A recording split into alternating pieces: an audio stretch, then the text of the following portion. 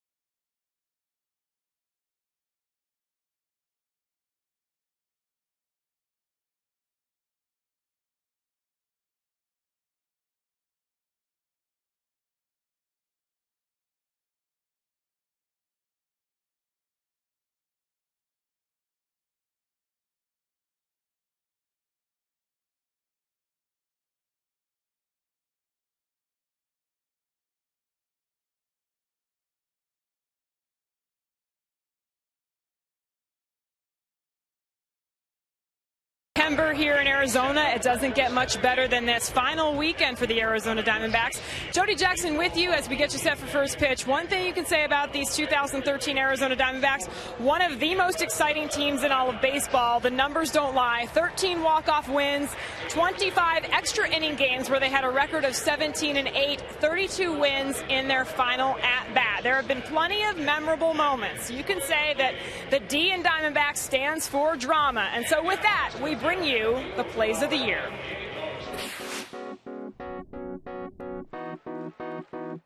Tremendous start, first time out of the chute for the 2013 season.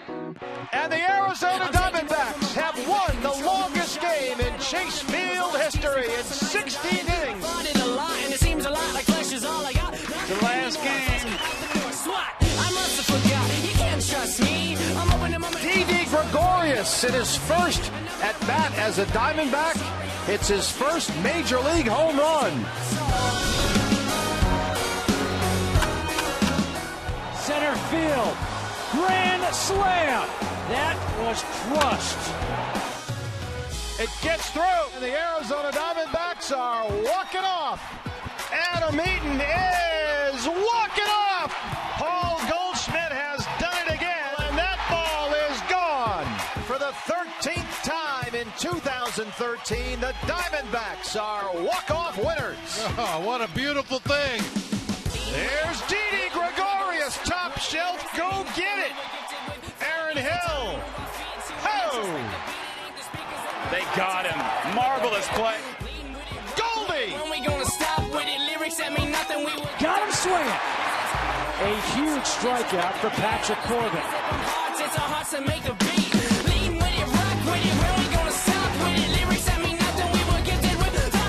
Here comes Buster Posey. He will come in the relay. And it is in time. They got him at home. That one is hammered to right. Gerardo Parra backing up at the track at the wall. And Gerardo Parra. They're definitely heroes, and any way we can honor them this weekend is going to be great. To right, in front of Parra. They wave Crawford. Here's the throw. It's offline, but it's right there. When will other teams learn? Don't do it.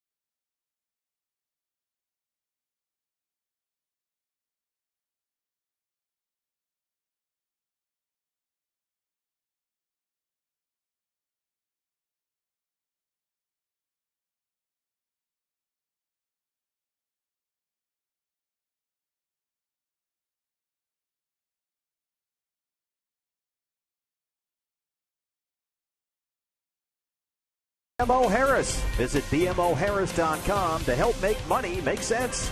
And by Fulton Home. You're proud to own. We're proud to build. Saturday night in the Valley, downtown Phoenix, and a gorgeous night to be here with us at Chase Field for the second to last game of the year. This is number 161. Kirk Gibson's Arizona Diamondbacks hosting the Washington Nationals, and the D-backs at 80 wins and 80 losses this year. Need to win both these final two games this weekend, Bob, to finish the season above 500. It's a small thing, granted, but it's certainly a goal here. Yeah, we talked about it before. You have to constantly change your expectations and your goals over the course of the season. Sometimes you raise the bar, sometimes you have to lower the bar. Right now, Diamondbacks just looking to finish over 500 this season. And Davey Johnson will finish his career here this weekend. He is retiring after tomorrow's game as the national skipper. This is the Washington lineup today. Denard Span out in center field. Ryan Zimmerman had a great day defensively at third base yesterday. Jason Worth with a monster home run in the ball game yesterday. Bryce Harper in left field. Ian Desmond at shortstop. Wilson Ramos with a home run of his own in the game yesterday. Former D-back Chad Tracy at first base. Steve Lombardozzi at second base. And another former D-back Dan Herron on the mound for the Nationals. Their Arizona 4 Diamondback starting pitcher, 22nd and final start this year for Brandon McCarthy, the 30-year-old right-hander. Brandon this season giving up 11 hits per 9 innings pitched. That is by far the highest mark of his career. But at the same time, he's walked fewer batters per 9 than at any point in his career. 5-10 with an ERA just over 4.5. Coming off a loss in San Diego, went 6 innings, gave up 8 hits and 4 runs, and I don't think it's unfair to say he made one mistake in the game. Hung a curveball to Nick Hundley, hit a 3-run homer. Other than that, Brandon was outstanding against the Padres. We have a slight delay here as Trip Gibson, the first base umpire, a little slow getting out to his position behind Paul Goldschmidt down the first base line. And there is Trip Gibson set to go here. And we're ready for first pitch. Diamondbacks and Nationals in game 161. Denard Span will lead it off.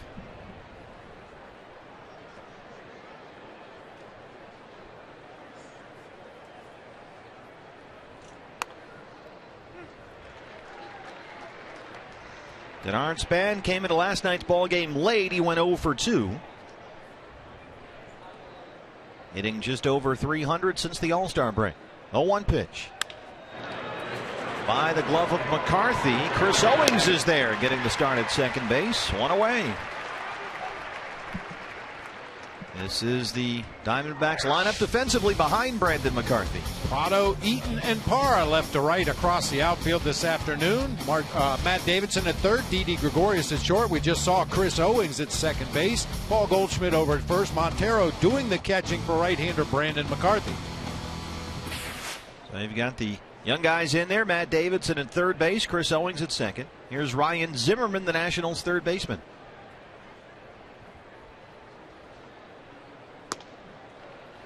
Well, it is a beautiful night at the ballpark. The roof and panels are open. Perfect blue sky over our heads. Very comfortable here. What a night.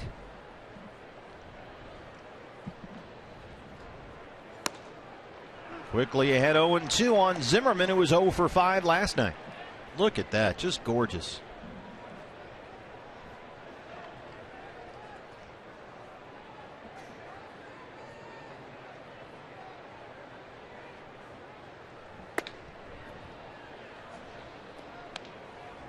Ryan Zimmerman, 3 National League players have 15 home runs since the All-Star break to lead the league. And they are all playing here today. Paul Goldschmidt, Ryan Zimmerman, and Jason Worth, who homered last night. 2-2. There's Worth on deck. He hit one of the longest home runs we've seen in this ballpark all season long. Up 20 rows deep in left field. McCarthy strikes out Zimmerman. 2 up, 2 down. 2 guys back-to-back in the Nationals lineup, as you mentioned, with 15 bombs in the second half of the season, followed by Bryce Harper and Ian Desmond. Not a lot of breathers in the top of this Nationals order. Well, you look at this lineup, Bob, and you wonder, how do they only win 85 games? And whoever inherits this team next year, there was speculation today in the Washington Post it might be Matt Williams. He's going to get a pretty good group to work with, that's for sure. Adam Kilgore in the Washington Post wrote today about the possibility of Matt Williams getting this job next year, replacing Davey Johnson. Everybody had good things to say, that's for sure, including my partner Bob Brenly. Yeah, I mean, I've seen Matty since the very beginning of his career when he was initially called up with the San Francisco Giants as a young shortstop. Of course, made his name over there at the hot corner at third base, winning Gold Gloves year after year after year, hitting home runs, being a team leader in the clubhouse. It just stands to reason the next step for Matt Williams would be to move into that manager's chair somewhere. Didi Gregorius goes upstairs and gets it, and it's a 1-2-3 first for Brandon McCarthy, just underway on a Saturday night at Chase Field.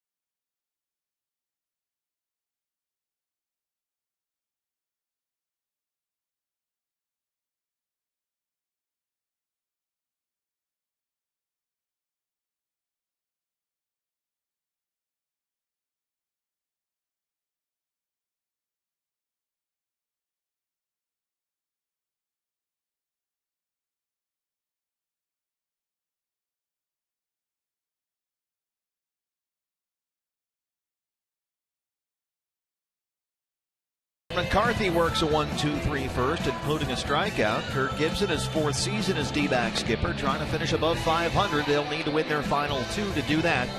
At 80-80 on the year, and facing a former Diamondback great, Adam Eaton in the leadoff spot tonight for Arizona. Adam Eaton at the top of the order. Gerardo Parra batting second once again tonight. Paul Goldschmidt in his customary 3 spot. Martin Prado playing left field, batting 4th. Miguel Montero, Matt Davidson, Chris Owings, and Didi Gregorius will hit at the bottom of the order, followed by the pitcher Brandon McCarthy.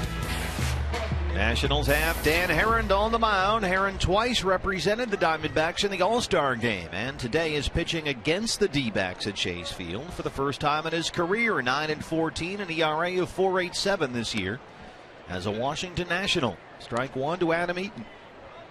Cutter, sinker, splitter combination from Dan Herron. He'll mix in an occasional curveball, but really relies on the fastball moving both directions, sinking it away from the left-handed hitters, cutting it into the left-handed hitters. This is the 30th start of the season for Dan Herron, the former Diamondback. He began the day leading the National League in home runs allowed, but that was before Cincinnati's Bronson Arroyo surrendered 5 home runs against the Pirates at Great American Ballpark this afternoon, a career high for Arroyo. Ouch. And so now Herron is behind Arroyo in home runs allowed and just ahead of Ian Kennedy for the league lead. Yeah, Herron's given up 92 runs on the season, 45 of those directly resulting from homers. Almost half the runs he surrendered have come in on home run balls. 2-2 pitch. There's a strikeout for Herron. He retires Eaton, 1 away. Defensively, Washington looks like this. Some changes in the lineup today for Davey Johnson. Well, Denard Span getting the start in center field, which is going to improve your outfield defense. I don't care who's on the corners, but in this case, you've got Bryce Harper in left, Jason Worth in right, Zimmerman and Desmond on the left side of the infield, Lombardozzi getting the start at second, Chad Tracy over at first base, Wilson Ramos behind the plate, and Dan Herron on the mound. Another former Diamondback, Chad Tracy. Mentioned Bronson Arroyo's rough day for the Reds against the Pirates. A lot of wild card scenarios in the National League and certainly the American League, which could end up with 2 playoff games just to get to the playoff game, and we'll talk about that as the game wears on here. There's a strike to Gerardo Parra. Parra back in the 2-hole tonight at .270 and 10 homers.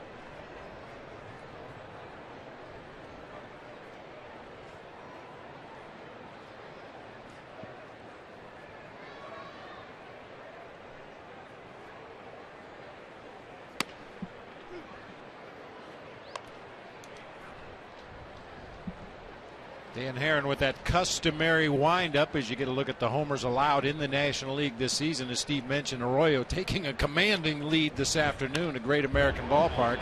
Yeah, Herron has that little pause in the middle of his windup. When he lifts up that left leg, he just kind of hesitates ever so slightly, kind of looks off home plate, and then picks up his target and delivers the ball to home plate.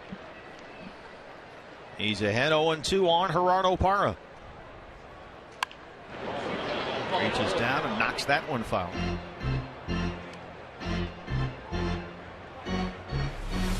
Yeah, right in the middle of delivery, right there. Just a slight pause, and then he turns, picks up his target, and fires that ball toward the plate.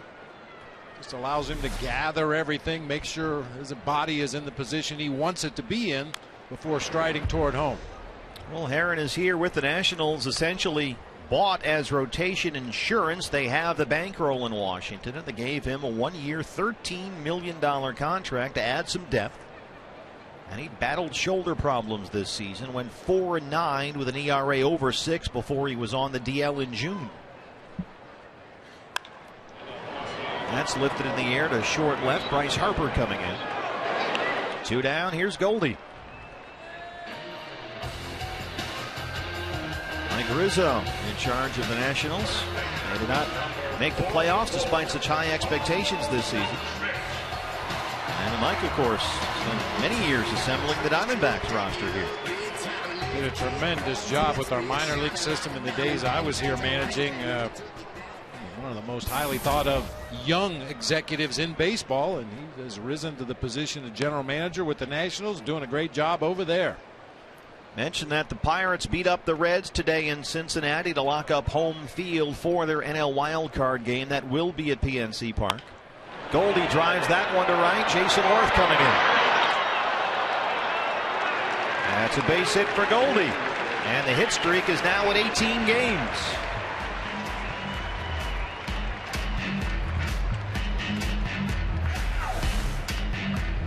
Worth really tried to sell it, got a little bit of a late jump, playing deep for Paul Goldschmidt as he should be, and picks that ball on the short hop. First base umpire Trip Gibson out there to get a real good look at it. Immediately made the safe sign, which indicated no catch was made.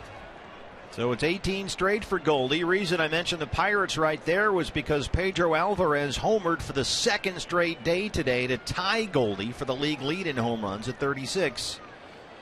And he now extends the longest active hitting streak in the major leagues. So Goldie and Alvarez tied for the home run crown on the second to last day of the season. Martin Prado. Prado on base twice last night with a double and a base on balls. 281 and 14 homers. The 81 RBI is a career high.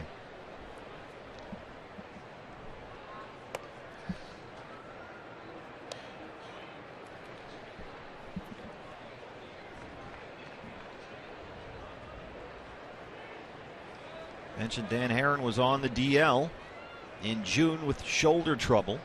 Since he's been back, he's gone 5-5 with a pretty good ERA, about 3.5. He's had a few recent starts where he was knocked around pretty hard. August 31st, he lasted only 2 2/3, 7 runs on 9 hits against the Mets.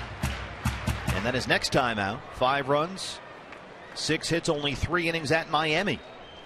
But he's been much better lately. He's gone exactly 6 innings in each of his last 3 starts, giving up a total of just 4 runs. Goldie on the move. Nice scoop by Zimmerman on the short hop. Backhand scoop by Tracy at first. They throw on Prado. They strand the 2-out single. We're through 1, no score in downtown Phoenix.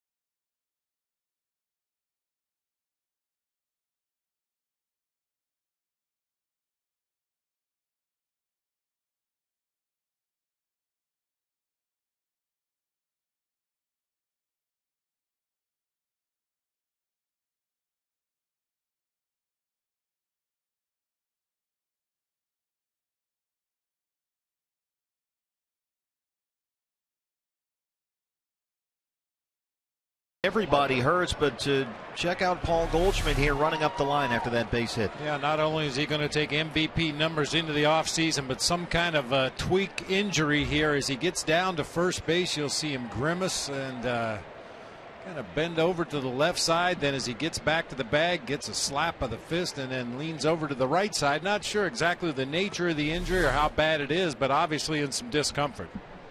Bryce Harper leads off the Nationals second against Brandon McCarthy. There is Goldie, the backhander. McCarthy covers, and he did it again. He doesn't throw it to the base. He throws it well ahead of that bag at first.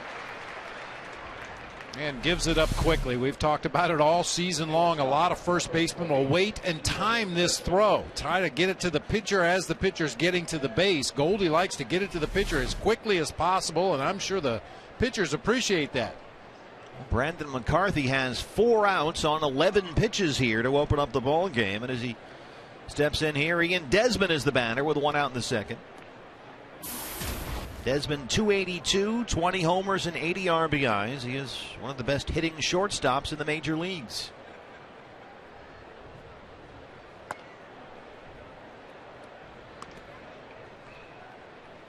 He singled and scored a run in last night's series opener. 61 extra base hits, leads all big league shortstops. 1-1. Wally Bell is the plate umpire tonight.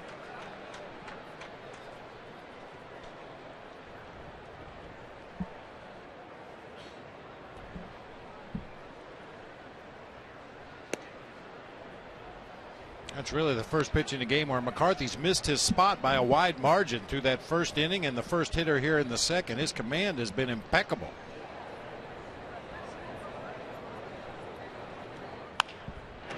Right back to the glove. 2 up, 2 down in the second. Yeah, he does not walk batters, period.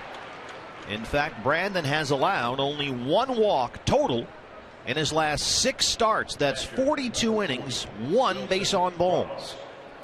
And his walk percentage, only 3.5%, is by far the lowest of his career. So Wilson Ramos. These 2 offenses shouldn't be looking for walks, because Dan Herron doesn't walk anybody either. Among active player, has the lowest walk rate per 9 innings. Roy Halladay is second with 1.94. Herron at 1.88 per 9. And Dan Herron has pitched over 162 innings this year and walked only 30 batters.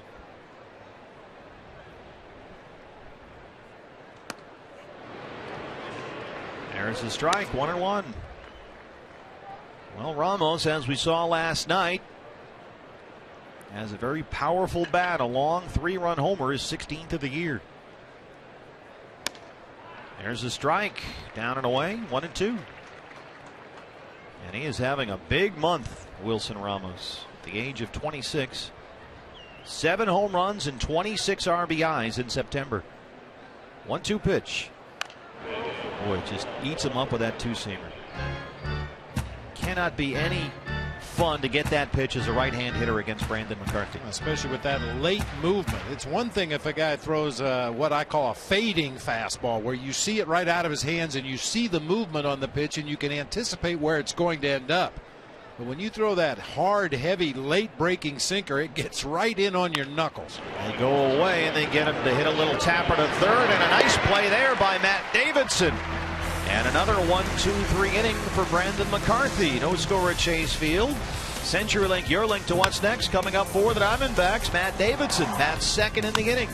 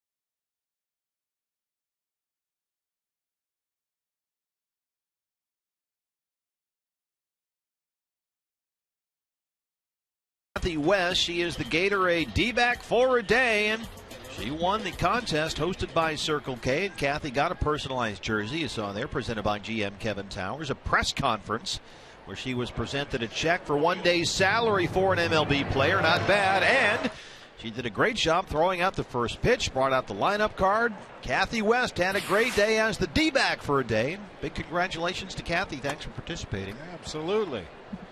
Pretty good contest. D-backs win tonight. She may have to take out the lineup card again tomorrow. Well, Joe Madden does that in Tampa, right? Yeah. Well, not that ball players and managers are superstitious or anything. Joe Madden will have a different player take his lineup card out every day, and if you win the game, then the same player takes the card out the next day, and they try to see who can get the longest streak going. 1-1 to Miguel Montero, who leads off the Arizona second. Boy, Brandon McCarthy looks as good as he's looked all year so far tonight. 6 up, 6 down. And extremely efficient. That is popped up near second base. Steve Lombardozzi has it. Very high sky tonight, and that's the first out. Third baseman, number 24. Miguel Montero before the game presented with the Good Guy Award from the media that covers the Diamondbacks. Voted as the player who's most helpful in participating in the interview process. Well, those beat writers appreciate that. Somebody that's willing to stand out there at their locker after the toughest games of the season and answer the questions, speak up for their teammates. And Miggy's been that guy his entire career. Every clubhouse has one or two go-to guys for the media that will stand there, win or lose, and answer the questions. And I imagine that's something that teammates appreciate as well. Oh, absolutely. I mean, we know there's a lot of guys on this Diamondbacks team that would prefer not to speak to the media, not because they don't like the beat writers, just because they don't like to call attention to themselves and would rather leave it to somebody who's more comfortable in that role with the team. And Miggy's always been one of those guys. J.J. Putt's another guy that will stand up and answer the tough questions after a tough game. And Davidson hard to short. Ian Desmond with a terrific play. Ian Desmond not all about the offense. He used to be a butcher down there at shortstop defensively, but he's really improved his defensive game at short. Boy, I tell you, when you make a list of the best shortstops in the National League, a lot of people overlook Ian Desmond, but this guy's one of the best on both sides of the ball. Can make acrobatic plays like this one, can swing that bat, hit for power, hit for average. And he brings that athleticism to the position that not a lot of guys do. He's a physical player out there. Chris Owings getting the start at second base tonight. Chris has 8 hits in his last 8 games, including 4 doubles. Of course, I guess on a team with Steven Strasburg and Bryce Harper and Jason Worth, Adam LaRoche, you can just kind of fly under the radar if you're Ian Desmond. That's probably why he doesn't get the recognition he deserves. It's funny because he's kind of been around, along with Ryan Zimmerman, probably about the most on the lineup as it's currently constructed. He was there back in the days where they won 50, 60 games. And he has improved his game, and he has now become, as Bob said, one of the best shortstops in baseball, no question. He's the Nationals' longest tenured player. As we mentioned yesterday, originally drafted by the Montreal Expos. That's how long Ian Desmond's been around. 2-2 to Chris Owings. Hard down the line. That is a fair ball for Chris.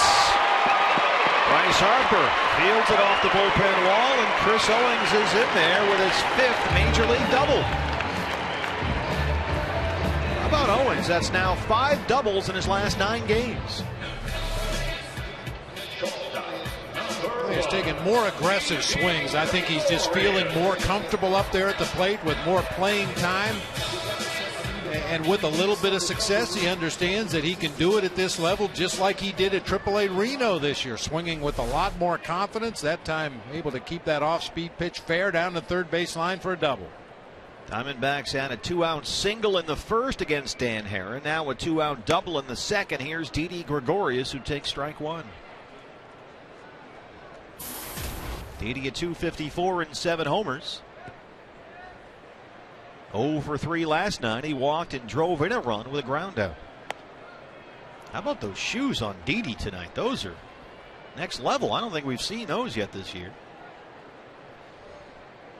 And wearing the high socks just so we can show off those shoes. You better believe it.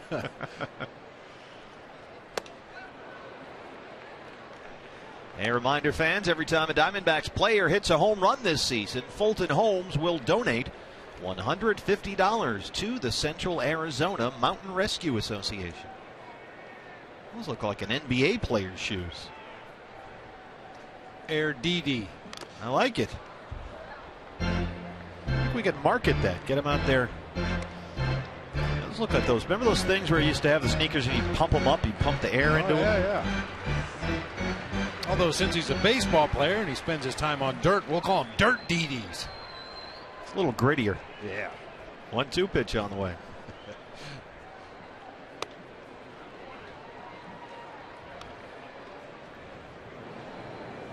Brandon McCarthy on deck. 6'7". Wow. Looks even taller from that angle.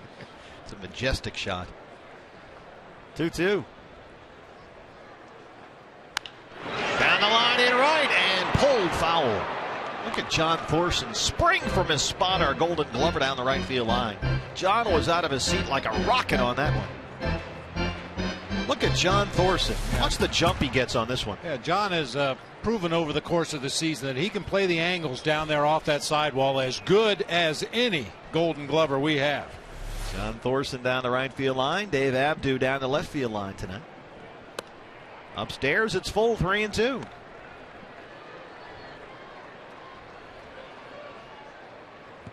Just throw him something to chase here, and if he doesn't, you just work to McCarthy. Yeah, I'm pretty sure that's what Dan Herron has in mind. Maybe a splitter down or a fastball up. Off the fist and foul.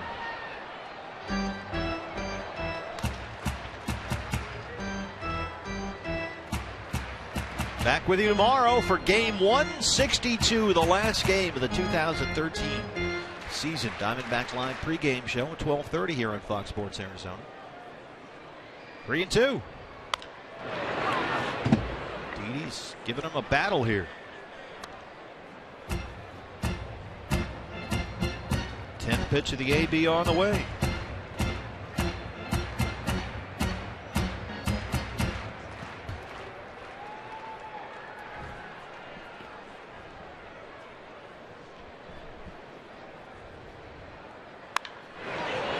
Wow, he's putting some swings on these balls.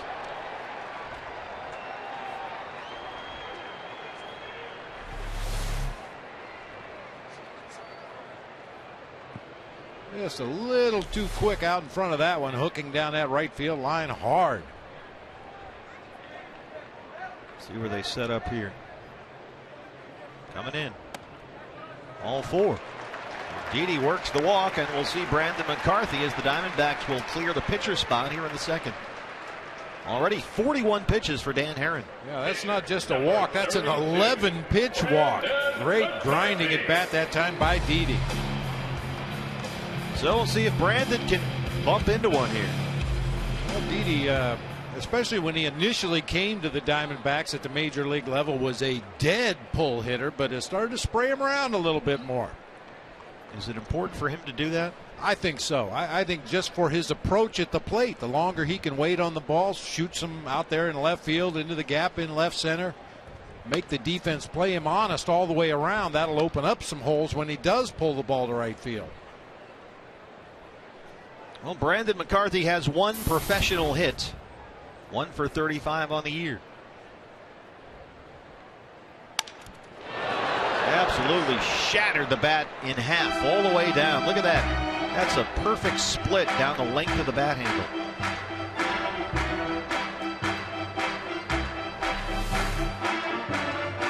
Look out.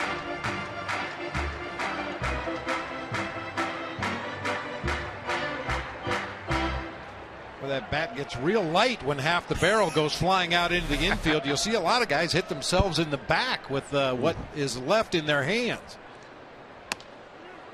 Called strike 3, says Wally Bell, and Herron strands 2. We are through 2. No score at Chase Field.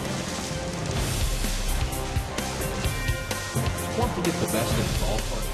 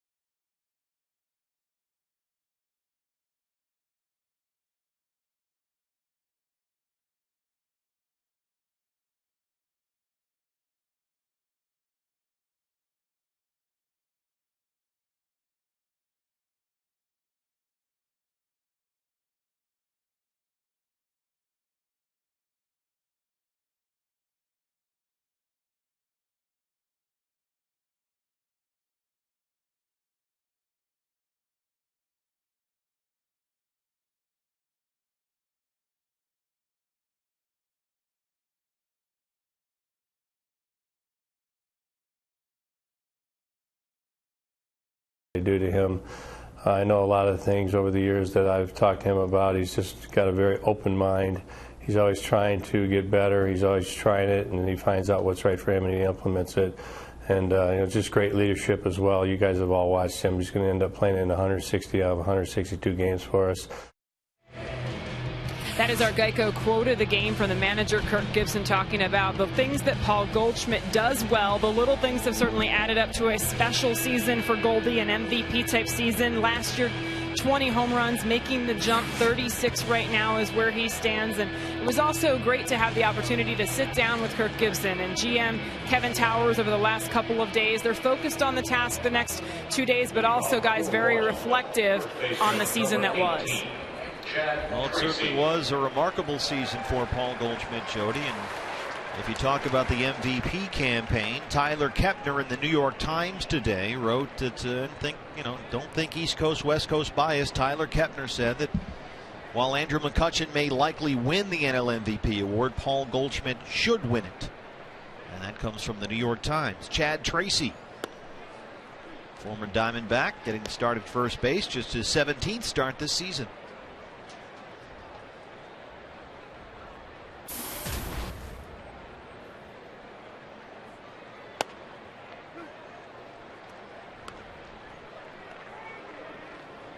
Boy, Brandon McCarthy, 6 up, 6 down. Now he's ahead 0-2 on Tracy. He could not get more efficient. 22 pitches, 16 for strikes. That one is well hit to right center field. Adam Eaton on the run. Adam Eaton, nice job tracking that one down deep in that corner.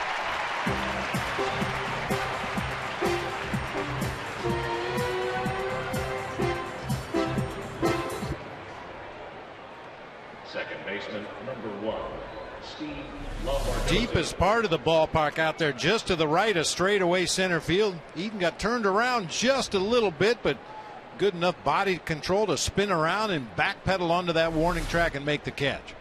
Steve Lombardozzi, the second baseman. Nice catch by Spanky there. While we're on the subject, just give a little clip from Tyler Kepner's New York Times article about Paul Goldschmidt today, breaking down the competition between McCutchen and Goldie. And Tyler Kepner writes in the New York Times that McCutchen is a wonderful player, certainly like that. Like Mike Trout, he provides value on bases, in the field, as well as the plate. But Tyler writes, Paul Goldschmidt leads the National League in OPS and carried the Diamondbacks to second place. Goldschmidt led the league in homers and RBI through Friday, regularly delivers big hits when his team needs them most. And there's the defense. Goldschmidt's home ballpark is better for hitters than McCutchen's, but McCutchen actually had a better slugging percentage in Pittsburgh than he did on the road. Goldie's stats were essentially the same wherever he played. And Tyler Kepner writes this about Paul Goldschmidt, quoting here, "He will not win the MVP, but he should." Well, there is precedent for non-playoff teams having a most valuable player.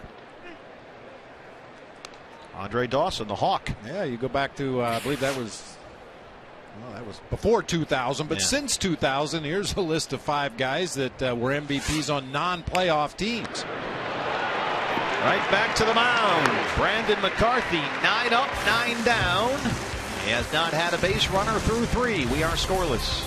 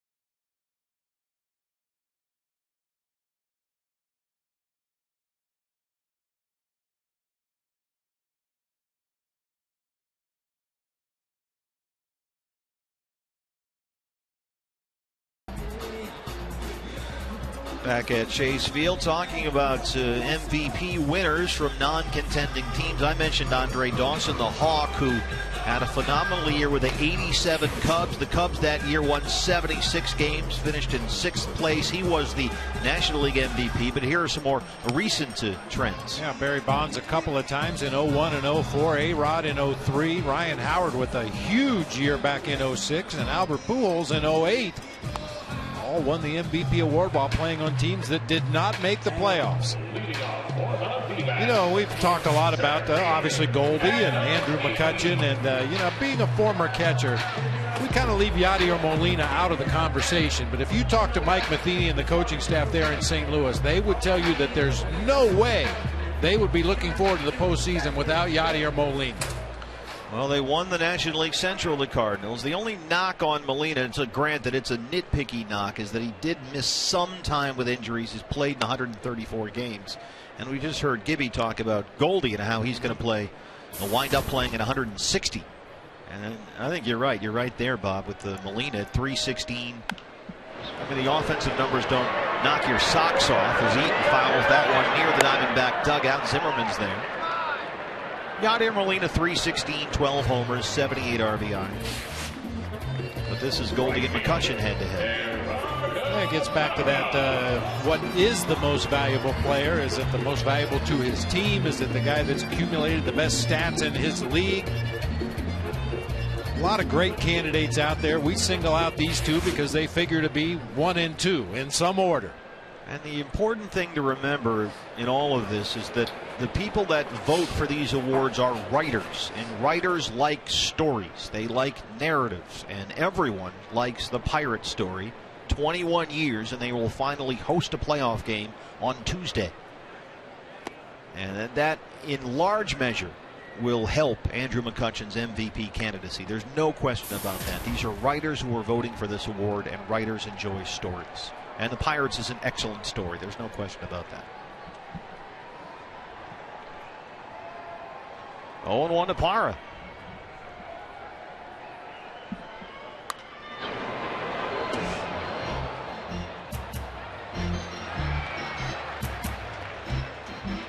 Gerardo Parra hitting better than 380 over his last 9 games, including 6 doubles. He is finishing with a flourish here in what has been a breakthrough season for him. What a night here in Chase Field. Oh, absolutely beautiful. Don't forget, fans, Fan Appreciation Day tomorrow, so come on out. It's your last chance to see the Diamondbacks in 2013 and spend the day with us at Chase Field on Fan Appreciation Day. All kinds of things planned for you. And while you're here, visit section 111 and check out season tickets. Become a Diamondback season ticket holder for 2014. 1-2 to Gerardo Parra. Reaches out and slaps that one to Desmond and short. He makes another fine play. 2 up, 2 down in the third. Would it be off-putting, Bob, as a hitter to face Dan Herron with that long pause in the windup? We've seen, for instance, Japanese pitchers, a number of them have a similar type motion. Yeah, and you think of Clayton Kershaw for the Dodgers. He's got a little herky-jerky thing he does in his delivery, intended to throw the hitter's timing off just a little bit. Certainly there's nothing illegal about it, and I'm sure it took a long time for Dan Herron to get comfortable with this particular delivery, but it's worked pretty well for him. I'm amazed he doesn't lose his balance when he's perched up there. He's like a stork. One just hangs on that one leg, and you'd think he would waver or wobble a bit somehow. Goldie singled his first time to extend his hitting streak to 18 games. Last time he did not have a base hit was September 9th at Dodger Stadium. High in the air. Shallow right center. 3 players converging. And Denard Span takes care of business. And it's a 1-2-3 third for Darren Herron. Through 3, no score.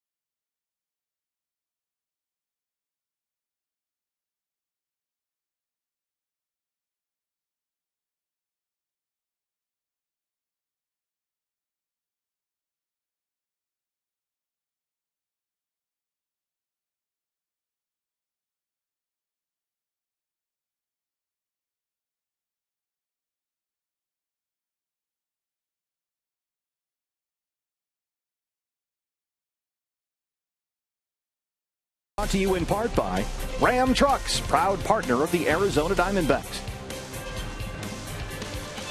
Beautiful night here in the Valley of the Sun. Downtown Phoenix, Chase Field. Nationals and Diamondbacks no score as we start the top of the 4th inning here. So far, Brandon McCarthy, Bob, 9 up, 9 down. Yeah, looking real good. 29 pitches, 21 for strikes. Command has been outstanding, hitting his spots almost with every pitch. Denard Span, the leadoff man, grounded out his first time. That was a great shot at Tempe Town Lake. That's where you'll probably see me in a couple of weeks. Yeah, like Monday. Although you've got a little more work to do, so probably have to wait a bit. Yeah, I get to do one of the division series for one of the networks this year. Looking forward to that. How about nice play? Chris Owings getting to the spot and putting himself in position to throw out a speedy Denard Span. That's one huge advantage Chris Owings have over a lot of second basemen. He's got a shortstop's arm. Little off balance throw, but gets plenty on it in time to get the speedy Denard Span at first base. Obviously, the difference between a shortstop's arm and a second baseman's arm is the distance, right? Oh, yeah, a much longer throw from that left side of the infield, especially when you see that shortstop go in the hole between third and short, plant that right foot, and fire across the diamond.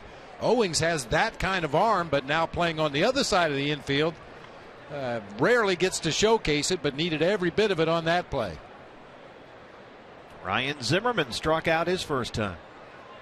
Do you think I always use the word profile because oftentimes you're looking for an offensive type hitter to fit in a defensive spot. For instance, we talked about left fielder yesterday. Usually your corner outfielder profiles as a 25-30 home run guy. But defensively, do you think Chris profiles better at second or short?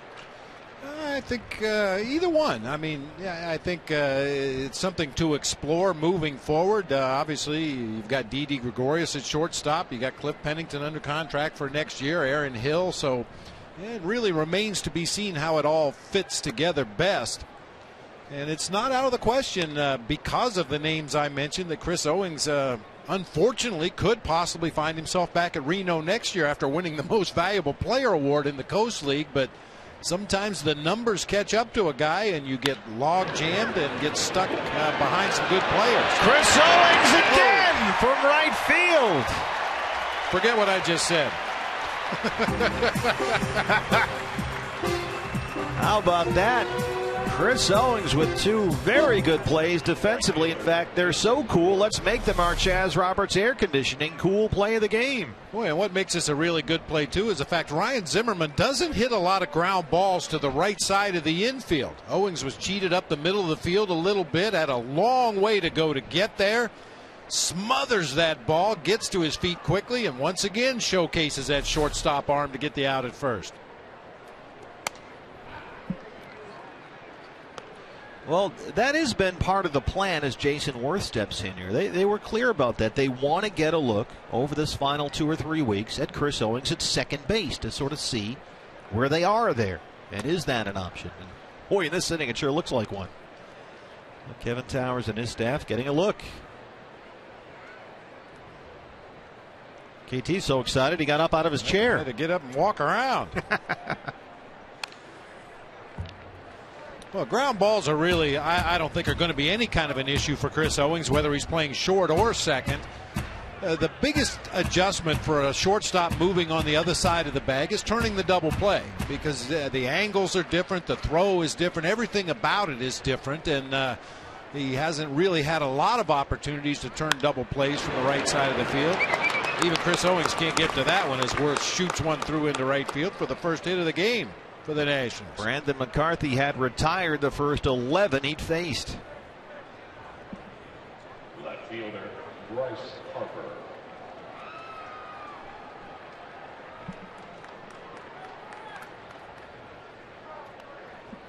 So Worth at first, 2 outs. Bryce Harper grounded out his first time. He was 1 for 5 last night, had an RBI double.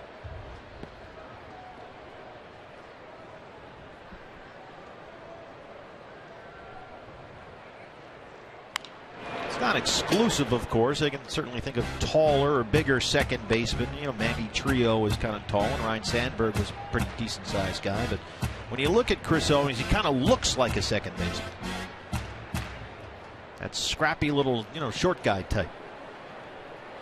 Aaron Hill, perfect example. 0-1 to Harper.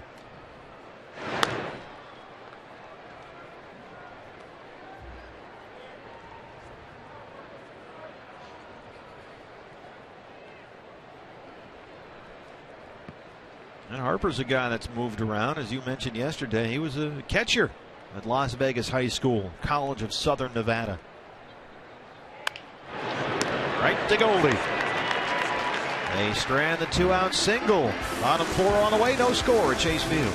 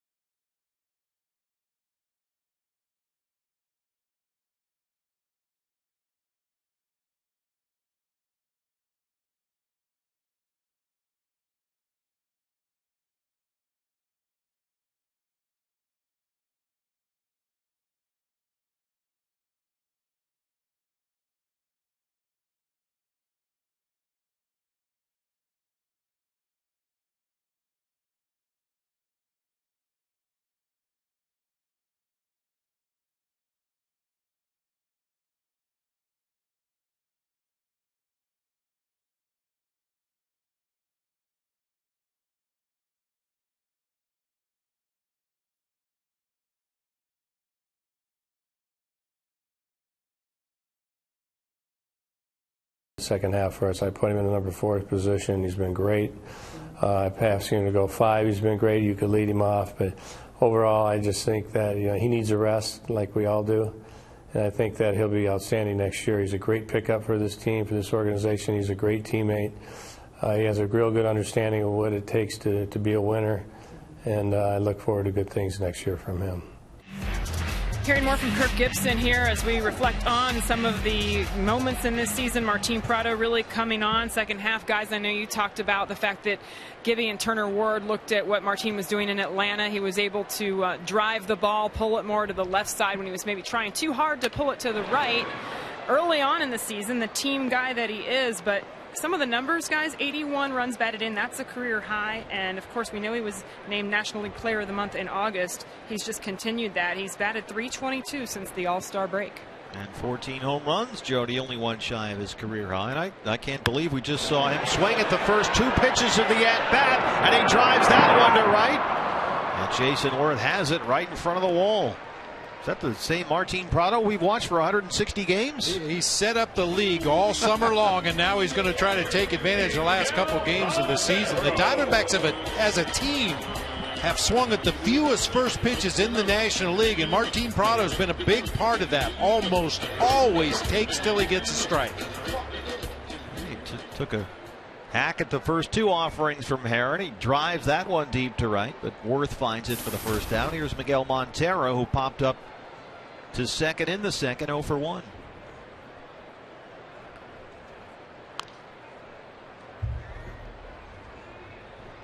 You mentioned that second half that Prado has had 78 hits since the All-Star break. That's the 5th most in the National League.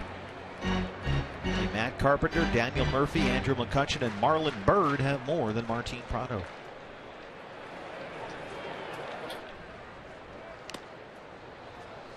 Hey fans, anytime the D-backs score 6 runs or more, Taco Bell is giving away 3 free tacos with the purchase of a large drink between 4 and 6 the following day at participating locations. Martin is really angry about something in that dugout.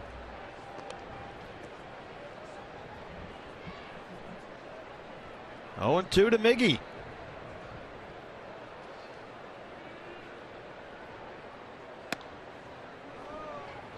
Speaking of 0-2 counts, I mentioned the Diamondbacks swing at the fewest first pitches. They've got the most hits on 0-2 counts in the National League. 98 base hits when the hitters had an 0-2 count. Lulling the opposition into a false sense of security. Another nice backhand play by Ian Desmond.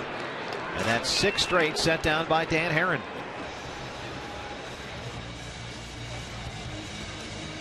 Is that just a fluky anomaly, or is there something behind that? I think I mean, there's something to be said for guys shortening up their swing a little bit when they're in those 2 strike counts and just trying to make contact, put the ball in play, avoid the strikeouts, which is something the Diamondbacks have tried to do all season long. And after that, maybe get a little bit lucky.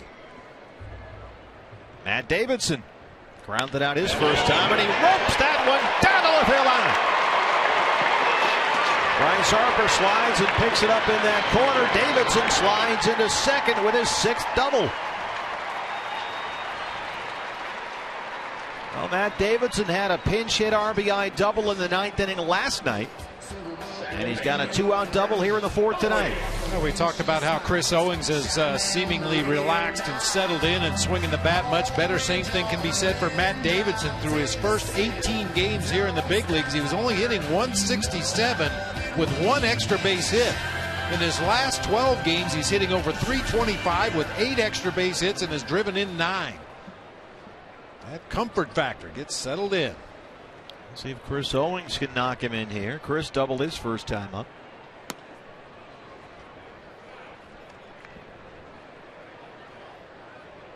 Well, all the talk about what to do in the offseason and how to, I don't want to use the word fix, but what adjustments to make, certainly, because they have so many options in the way they can construct their roster for next year. But there's kind of a nice symmetry to Davidson and Owings. They came up together. They played together in Reno. They sort of come as a match set.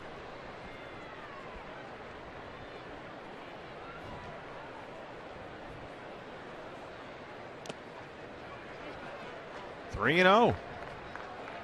And Chris Owings, we've talked about settling in his last 6 games plus tonight.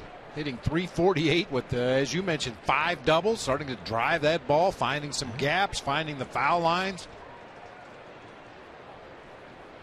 And Kevin Towers has said we've seen an improved plate discipline from Chris, who started to draw some walks as well. And Desmond's had a busy night. Aaron strands the 2-out double, no score through 4.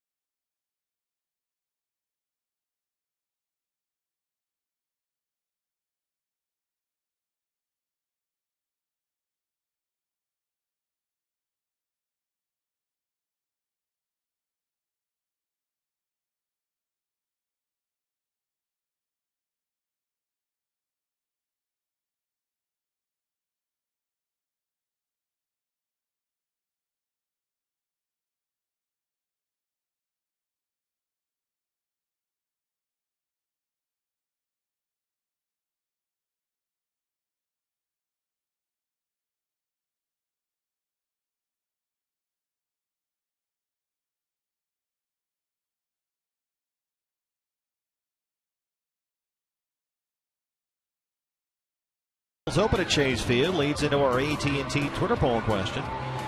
Without Diamondbacks baseball, what will you do? Be completely lost? Save money for Australia? That's nice. We'll see you in Sydney.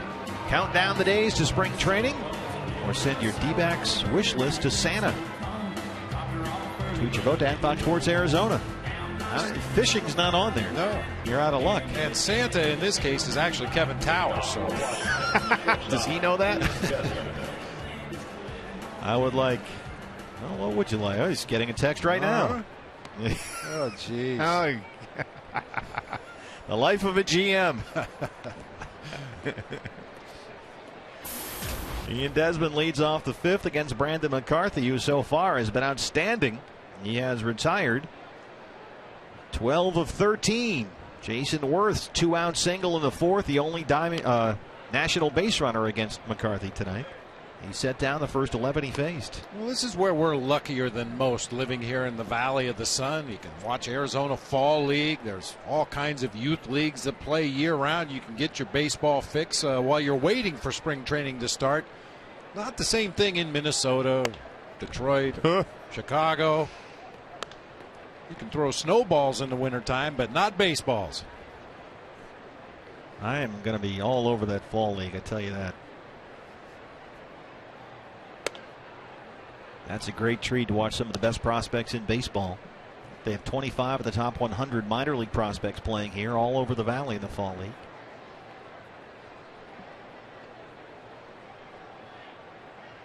So come on out. I'll see you there, Salt River. Get a look at Matt Stites, Andrew Chafin, some other guys.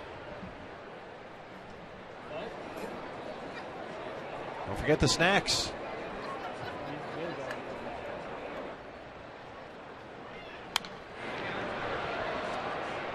I want to tip the Diamondbacks cap in a big way to, for me, the fan of the year. Wow. From Prescott Valley, Arizona, Brandon Gorski. Now, you remember a couple of weeks ago, Paul Goldschmidt and his wife Amy were raising money for Phoenix Children's Hospital. That one grounded to the second base side. No trouble for Owens. Well, Brandon listened to our telecast, as he does every night. Huge Diamondbacks fan, and he sent a $5 bill as a donation to Phoenix Children's Hospital. Said he spent some time at Phoenix Children's Hospital, knows what a great job they do, and just wanted to donate in the best way that he knew how. And Brandon, that's a tremendous gesture, young man, and I will make sure that Paul and Amy get that $5 bill. Brandon, thank you so much. And thank you for supporting the Diamondbacks and Phoenix Children's Hospital. All the great work that Paul and Amy Goldschmidt do down there. Brandon also mentioned that we have a lot in common. He's got 5 older sisters and no brothers either. So we've suffered together, Brandon. Wilson Ramos grounded out his first time.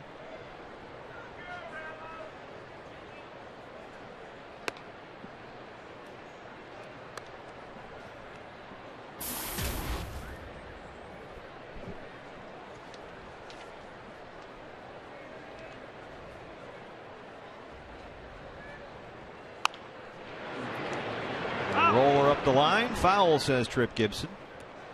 FoxSportsArizona.com, all your online local sports coverage you can't find anywhere else. Jack Magruder, who is wearing a tie for the ball game today, which is just news in itself.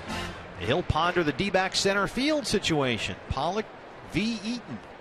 Analysis from ASU's big game against USC. And Craig Morgan previews the Cardinals game in Tampa Bay. All that and more at FoxSportsArizona.com. Jack was involved in the pregame award ceremony. Diamondbacks handed out their most valuable hitter, pitcher, and rookie. And Jack was involved down there with Nick Pecoro. He was wearing a tie. Yeah, he'll have to take that back to the rental companies right after the ball game. He has since ditched the tie. And that's it. There's Jack. You can read Jack at Fox. Yes, you're on TV, Jack. FoxSportsArizona.com. 2-2 to Wilson Ramos. This was before the game. Look at that. Ooh, save that video. Presenting Patrick Corbin with the Diamondbacks a Pitcher of the Year award. Goldie was the Hitter of the Year, and A.J. Pollock was the Rookie of the Year for the Diamondbacks.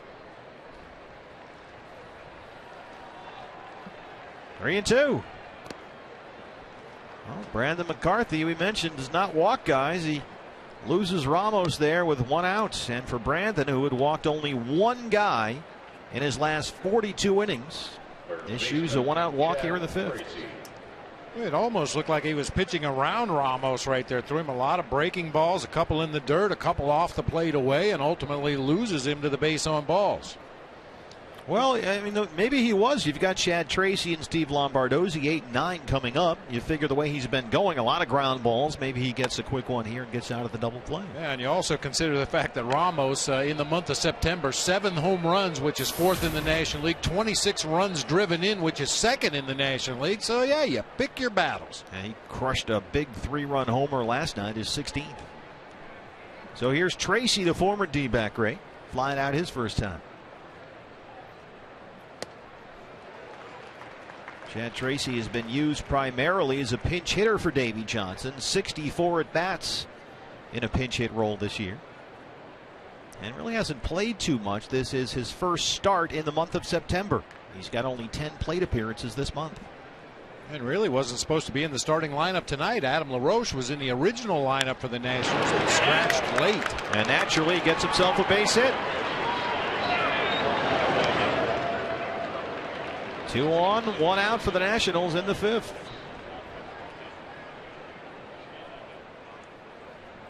Second baseman, Steve Lombardozzi. Tracy's always been a real good hitter, real good low ball hitter. That time goes down, digs 1 out, shoots it past Goldie, who was holding on Ramos over there at first base. Just didn't have the range necessary to get to his right and knock that one down. Well, you were saying yesterday that you thought Chad Tracy back in the day would really be something offensively. And he has been. I mean, yeah. I just thought he was a guy that could possibly win some batting titles with regular playing time. He keeps his bat in the zone for a long time, rarely swings at bad pitches. Lombardozzi up the line. Goldie spins and throws to Didi for the force on Tracy. Ramos to third. And Lombardozzi is aboard with 2 outs. Boy, Paul Goldschmidt just makes that look so smooth and easy. Those 3-6-3s. It's tough for any first baseman to make that play, but especially for a right-handed thrower. Obviously, Goldie's got to turn his body entirely around to make that strong throw on to Didi for the force at second. And just a little bit too much time had elapsed in order to try to turn that double play. So Didi gets over the sliding runner and immediately checks Ramos at third base to see if he rounded the bag too far. Now they're on the corners with 2 outs for Herron, who takes a strike. 0-1. He grounded back to the mound his first time.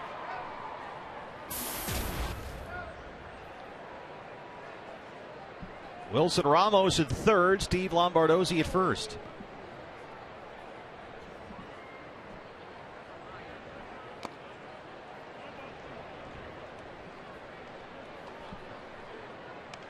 Now 61 pitches for Brandon McCarthy, 41 for strikes.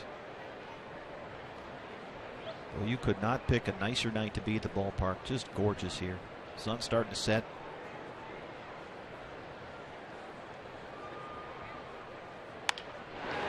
Roller to second. Owings is there. And McCarthy strands 2. Sends us to the bottom of the 5th. No score.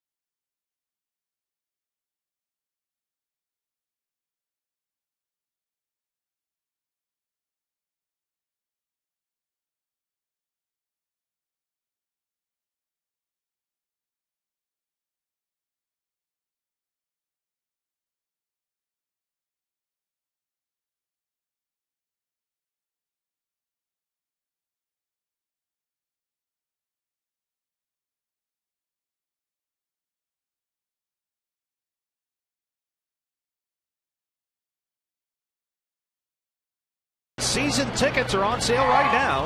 You can enjoy exclusive benefits, a flexible 12-month payment option, and a plan that's right for you. You could just do the weekend games. You could do a half season, or you could go all in with 81 home games. Don't miss a single moment of Diamondbacks baseball in 2014. Season tickets, buy or renew at 602-462-4600 or log on to dbacks.com/tickets. All kinds of benefits to being a Diamondbacks season ticket holder. We'll see you at the ballpark here in 2014. What should be another exciting season. Dan Herron so far has given up only 3 hits, 2 of them doubles, one by Chris Owens, one by Matt Davidson as the Kitty Corps chipped in here. Diamondbacks about hit the Nats 3-2, scoreless home half of the 5th, and Didi Gregorius, who walked his first time up, leads it off. Gregorius, McCarthy, Eaton, 8-9-1. Diamondbacks 80 wins and 80 losses this year, so needing to win their final 2 games this weekend to finish above 500. Is that a big deal? Yeah, absolutely, it's a big deal. Losing seasons are not good. Yeah. You just don't like them on your resume. You don't like them on the back of your baseball card. As an organization, you'd like to think that you at least play a game better than 500, if not 31 games better than 500. You always want to be over 500. 3-0 to Gregorius. He got the strike call from Wally Bell. 3-1. Well, some people might say, 79 and 81, 81 and 79, is there really that big a difference? But it is a winning season or a losing season. Mm-hmm.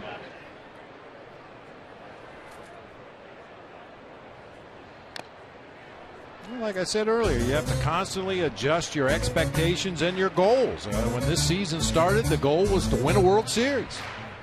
And at some point, that went by the boards, and you realize that's not going to happen. All right, let's win our division. Let's win the wild card. And as each one of those was crossed off the list, now 500 is what we're trying to shoot for. T.D. Gregorius was ahead 3-0 in the count, and he looks at a called strike 3 from Dan Herron. That's Herron's third strikeout. Brings up Brandon McCarthy. I think that's when baseball really gets to be a grind, really gets to be a job, when you don't have a goal, when there's not something out there, where there's no gold ring that you're trying to reach for. You're just punching the clock, playing 9 innings, come back tomorrow and do it again and do it again. You always have to have goals, both as a team and as an individual.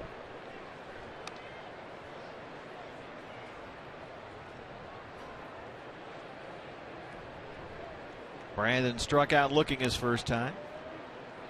Also, handful of teams that are still fighting and scratching and clawing for those postseason spots. The National League is all locked up. Pirates will host the NL wildcard game on Tuesday. The American League is just a complete fiasco in a great way. It is an absolutely thrilling finish to the American League season for that wildcard spot. They have got 3 teams competing for 2 spots, and it is fascinating to see them go right down to the wire. You've got the Indians, you've got the Rays, and you've got the Rangers. 3 teams, 2 spots in the American League. And there's where they stand right now. Cleveland by 1 game over Texas and Tampa Bay.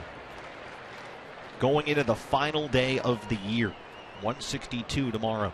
2-2 to McCarthy. I was talking to a friend about that American League wild card race, and yeah, he tried to make the excuse, well, yeah, but the Indians, they haven't played anybody down the stretch. But they've taken care of teams under 500. I think they have the best record in baseball this year, playing teams with a sub-500 record. So, you know, the schedule is what it is. They've just taken care of business. Well, let's take a look at what happened today. The Indians beat the Twins 5-1 at Target Field, where the Diamondbacks will play next season. So Cleveland stays 1 game ahead of the Rays and the Rangers. The Rangers, who moved their game to 11 in the morning today to beat some bad weather that was moving in, beat the Angels 7-4 just as it started to rain in the 9th inning, so good timing. And Tampa Bay lost at Toronto. So the Indians are guaranteed no worse than a 1-game playoff on Monday to determine the AL wildcard. Adam Eaton flies out to left. It's a 1-2-3-5 for Dan Herron. We are scoreless in downtown Phoenix.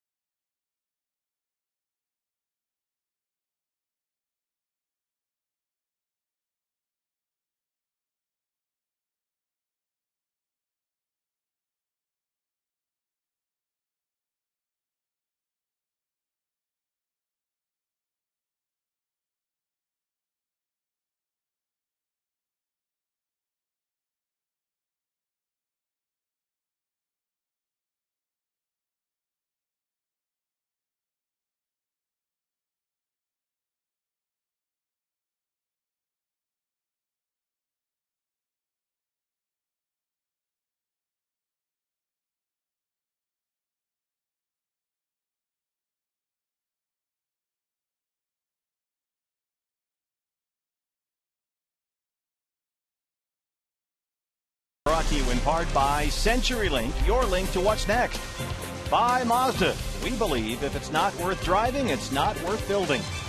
And by Lone Butte Casino, you're in for more winning moments at Lone Butte Casino. What a night here at Chase Field. The pitchers duel. Brandon McCarthy and Dan Hernandez were set for the top of the 6th inning here. I want to finish up our thoughts on the AL wildcard race just so you know for sure what's going on going into the final day of the season. The Indians are guaranteed no worse than a one-game playoff on Monday to determine that AL wildcard. If all three teams, the Rangers, the Rays, and the Indians, a wind-up tie, 91 and 71. There would be a play-in game. The AL wildcard game will be Wednesday. If there's a three-way tie, the Indians host Tampa Bay Monday. The winner would get the #1 wildcard spot. The loser of that game between Cleveland and Tampa Bay would then play at Texas on Tuesday. And then the actual wildcard game would be Wednesday night. That is nuts, man. That is crazy. And in the National League, St. Louis with a victory today. Atlanta is losing right now 3-1 to the Phillies in the top of the 7th, so that'll change. Bernard Span down the right field line. That's a fair ball. Ronald Parr chases it in the corner. It's off the bullpen wall, and Span heads for third. Here's the relay. And he is in there. Bernard Span with his 11th triple this year.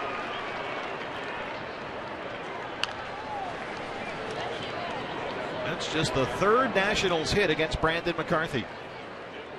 Third baseman, Ryan Zimmerman.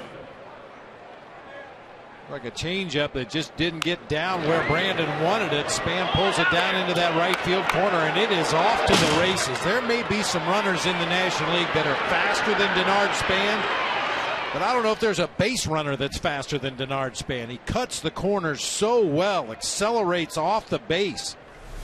Easily into third base with a triple. He was their big weakness. They needed a leadoff guy and a center fielder, and they went out and got him from the Twins, and he had a disappointing start, but he's had a big finish, including that 29-game hitting streak from early August through the middle of September.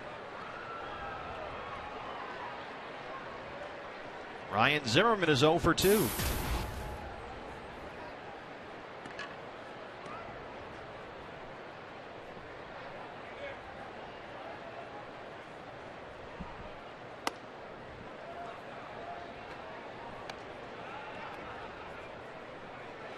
Span said during his 29-game hit streak earlier this month that this has been his best season, just considering all he's been through, which was a trade from his longtime team in Minnesota and some big expectations that he faced and struggled with early in the year. Broken bat. That gets under Davidson at third. Span scores, and it's 1-0 Nationals. RBI ground out for Ryan Zimmerman. And McCarthy's down 1-0. Kind of like he shattered his bat. It trickled under the glove of a diving Matt Davidson at third. Even if Davidson comes up with that ball, I don't believe he had a chance to get Span at home plate by the time he got to his feet and made the throw home. I think Span would have beat it anyway, so at least they do get the out at first as Didi fired across the diamond. 1-0 Washington. Jason Worth singled his last time up. He's 1 for 2. That was a swing and a half right there. Or a half a swing, one or the other. It wasn't pretty, whatever it was. Not like he has been over his last 5 games in this ballpark. Jason Worth 8 for 14, 4 extra base hits, has driven in 7.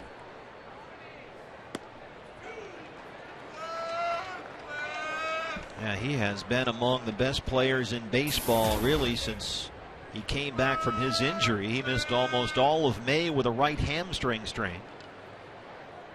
He's behind here 0-2.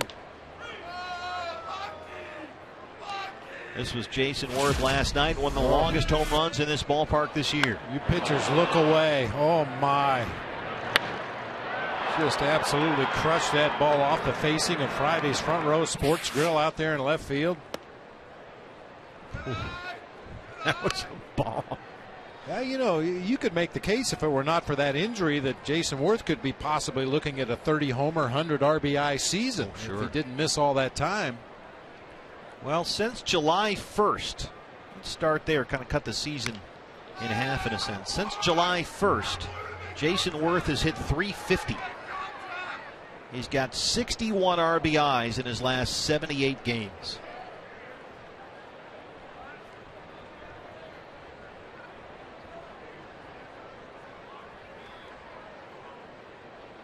2-2 pitch. Bounce to second, right to Chris Owings. 2 down. It's funny, Chris, we've always talked about his previous starts at second base. He has almost nothing to do. They don't hit the ball at him. He's been very busy tonight. I think that speaks to the command of Brandon McCarthy so far in this ball game tonight, keeping that ball away from the right-handed hitters, getting a lot of weak contact to the right side of the infield. Brings up Bryce Harper, who's 0 for 2. This guy swing too hard for you? He swings as hard as anybody, I think, in baseball, it seems. He takes like a batting practice cut every time. Almost like he's playing wiffle ball. I'll tell you, I wouldn't change a thing about Bryce Harper. I like the way he plays the game. Well, I don't mean it as a knock. Oh, no. Yeah. But what I'm saying is there's really nothing wrong with swinging hard as long as your head stays on the ball. If you track that pitch all the way to the hitting zone, a lot of guys that swing hard, it gets them in trouble because their head comes off the ball. When the bat starts, their head spins right out of the zone. We've seen that with Miguel Montero this year. Yeah, from time to time, Miggy will swing so hard he doesn't really see the ball when it gets into the hitting zone. Bryce Harper tracks it all the way and then puts a vicious cut on it. Just 20 years old. He'll turn 21 next month.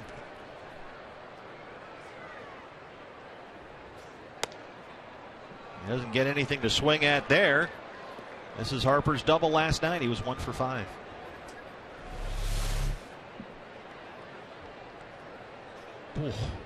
Boy, down and through. We talked about it last night. The opposite field power, back spinning that ball, getting tremendous carry. And then every time he puts the ball in play, he runs like his pants are on fire. I mean, he rubbed a lot of people the wrong way early on in his career, but it's hard to criticize a guy for playing hard. Ian Desmond 0 for 2. Brandon McCarthy, who walked only one batter in his previous 6 starts tonight, although he's shown excellent command for the most part, has walked 2 now through 5 2/3.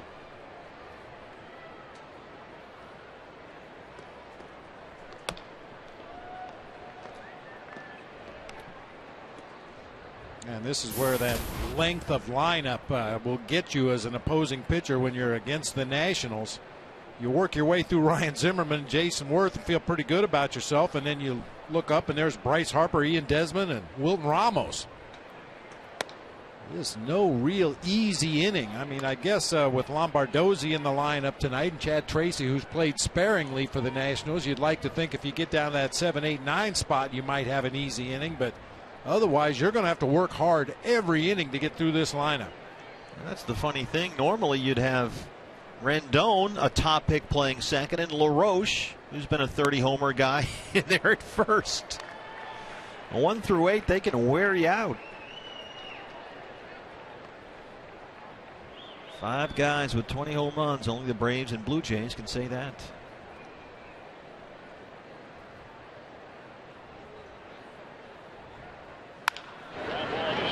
Roll to short, Didi the short way, and that's the inning. But the Nationals get 1. They lead it 1-0. CenturyLink, your link to what's next, coming up in the 6th. Paul Goldschmidt so far 1 for 2. Hashtag MV Paul.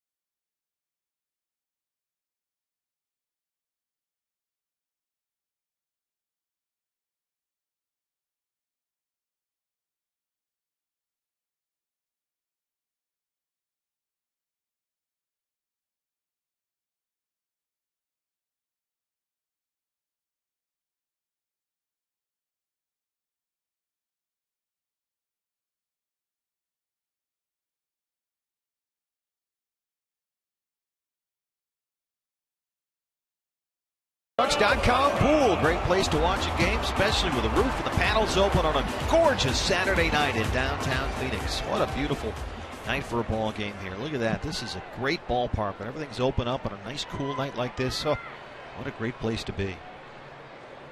Ronald Parr, Paul Goldschmidt, Martin Prado, 2, 3, and 4 in the Arizona 6th against Dan Herron, who so far has given up only 3 hits. Parr has flied out and grounded out 0 for 2. He had a pair of singles in last night's ball game. Bounce to first, right to Chad Tracy, 1 away. Here's Goldie. There's the RamTrucks.com poll. Hello, everybody. Some muscle men out there, baby. Goldie in the first had a single to extend his hitting streak to 18 games, the longest active streak in the major leagues. And that would be nice if he could carry over that hitting streak into 2014. Well, we've talked a lot about hitting streaks this year and how they can be deceiving, have an 18-game hitting streak and have exactly 18 hits. Goldie has 28 hits over the course of his 18-game hitting streak. Smashes that to short. Ian Desmond spins behind the bag and throws him out. He has had a superb night defensively for the Nationals.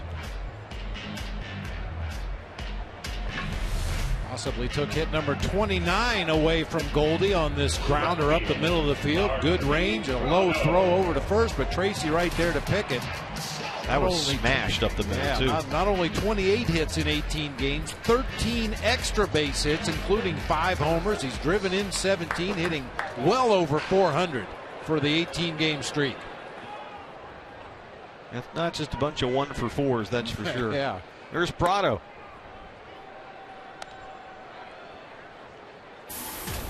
Martin Prado 0 for 2, but he's hit safely in 4 straight and 8 of his last 9.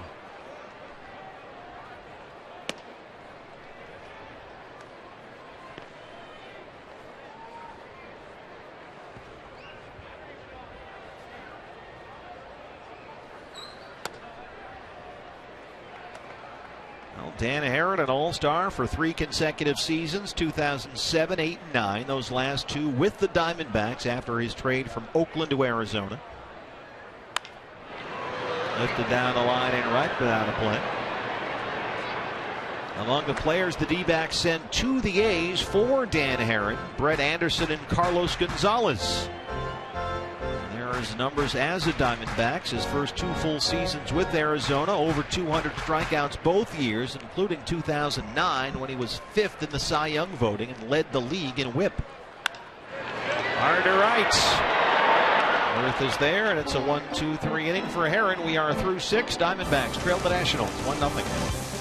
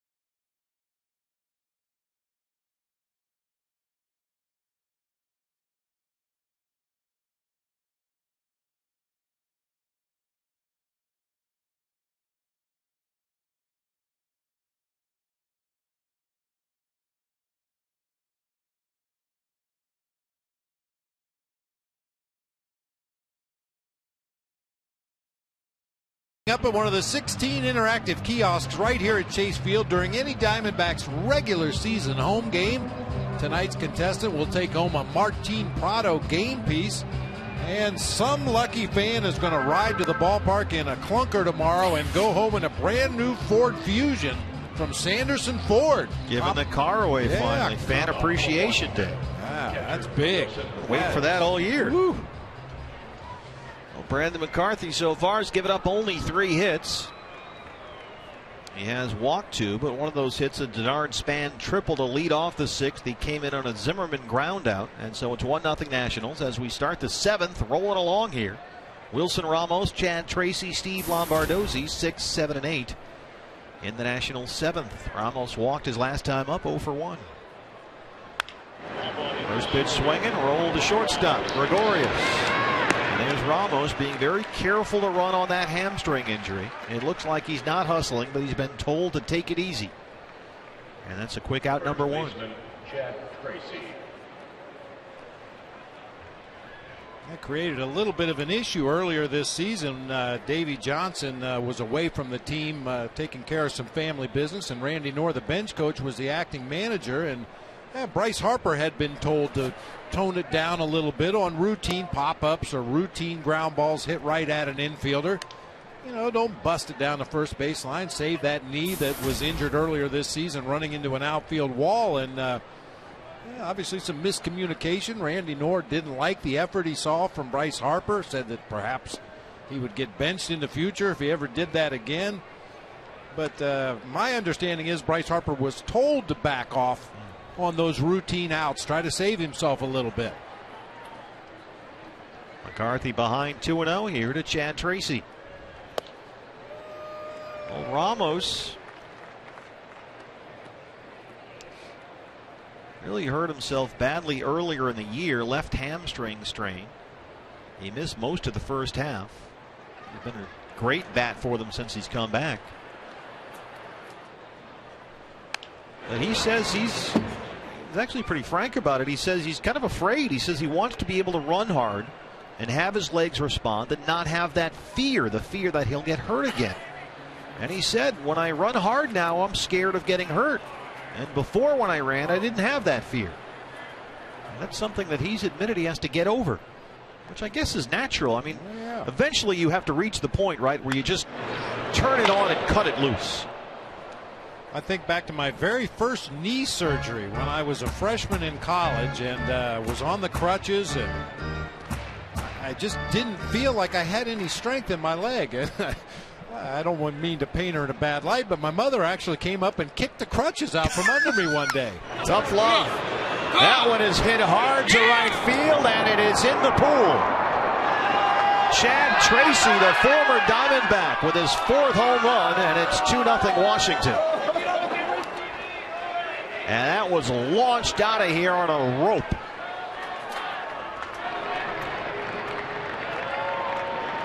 Chad Tracy, just his 17th start this year, and he makes it 2-0. The pitch out over the plate. Tracy's always had a real good top hand in his swing, almost an exaggerated top hand finish, and almost hit our camera guy out there at the RamTrucks.com pool.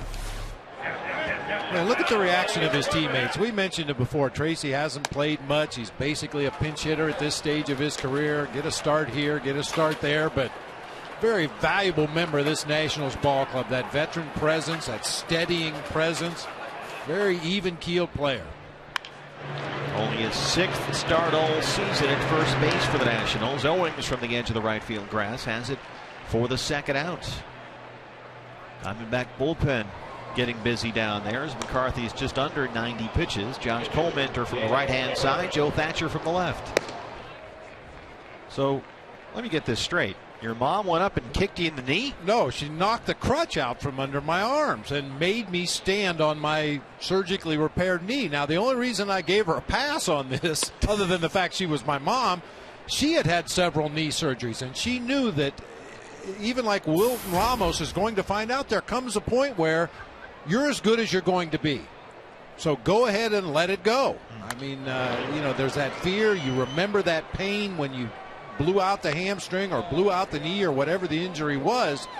But at some point in your rehabilitation, the doctor's going to tell you, you're good to go. It's healed. It's fine. Go get him. And everybody needs somebody to give him a little bit of push. Dan Herron has a base hit, just his 8th of the season. A 2-out single. You always hear that with the football receivers. They have these gruesome knee injuries and they rebuild the knee, and there's always that moment where they have to plant and cut and trust it. And I imagine that's the same process, whether it's a knee or a hamstring in baseball. Or a pitcher's arm. You know, you go through a Tommy John surgery or shoulder surgery or just come back from whatever the injury may happen to be, and there's that fear factor of really cutting it loose like you used to. But like I said, once the doctors tell you you're 100%, let it go. Martin Prado is there, but the Nationals had one more on the Chad Tracy homer into the pool, and they lead it 2-0.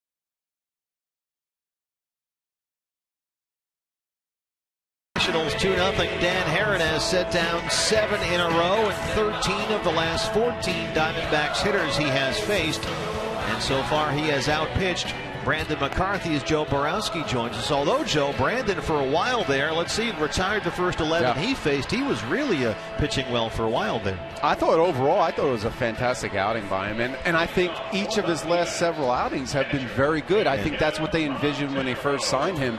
And the biggest difference I see right now compared to how he was earlier in the year is earlier in the year he was throwing too many. He's still throwing strikes, but they're quality strikes now. They're more to the inside and away. They're more hitting the corners. Whereas earlier in the year he was more over the middle of the plate. But I thought he did a fantastic job once again. And that two-seam fastball, which just eats up righties. It just does not stay straight. It moves all over the place. And tonight was a perfect example. He had a ton of ground balls that he got just driving that ball in on the righties. Miguel Montero drives that one high and deep, but foul down the right field line. Yeah, that pitch for Brandon, it seems, Bob, has looked better. Really a weapon, probably over the last 4 or 5 starts, much more so than earlier in the year. I wonder if it's a confidence issue, because we remember back in the early part of the season, it was almost like he was afraid to try to throw that sinker inside to a right-hander. Steve Lombardozzi takes a base hit away from Miguel Montero. You know, instead he'd cut it away, throw some change-ups. But as that sinker has become more and more of a weapon for him, he's pitching with a lot more confidence. And Dan Herron, let's see, Joe is now retired. Let's see, 8 in a row and 14 of 50. Yeah, you have two guys who throw a lot of strikes. They work in the strike zone, and Dan's really got his game going good. And just look at two guys, and this is an example of pitching to contact. These two guys want you to hit the ball, put it in play early in the count. What do you, as a pitcher, you must be loving this infield defense we've seen from both teams tonight. Oh, this is great. But it just goes to show you when the infielders. And Davidson would stay fair. He pulls a foul. When the infielders aren't constantly sitting back on 3-1, 3-2 counts where they get on their heels, and they're always expecting the next pitch to be put in play because you're constantly pounding the strike zone, and that's when you usually get great plays made behind you. There's the pitching line on Brandon McCarthy.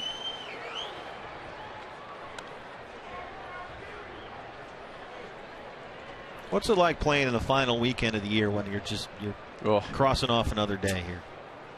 It's a little bit tough when you know you don't have any chance for the postseason, but then you take it more as a personal a challenge to yourself, not to let yourself off the gas pedal, to keep going and finish out through the season. Because not only do you owe it to yourself, you owe it to the organization, to the fans, to play through the entire season.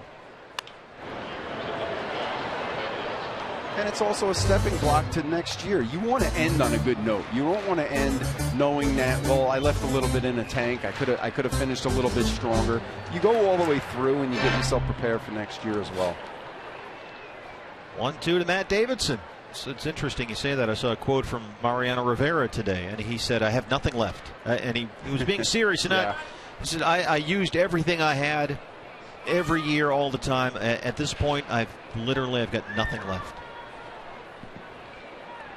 Which is the way you want to leave the game, I imagine. Oh, absolutely. And I think he left on his terms, and what a class act. I mean, all the way around. I had the good fortune of being able to play with him for a half a season, and he's just a professional's professional. What did you think of Jeter and Pettit coming out to get him?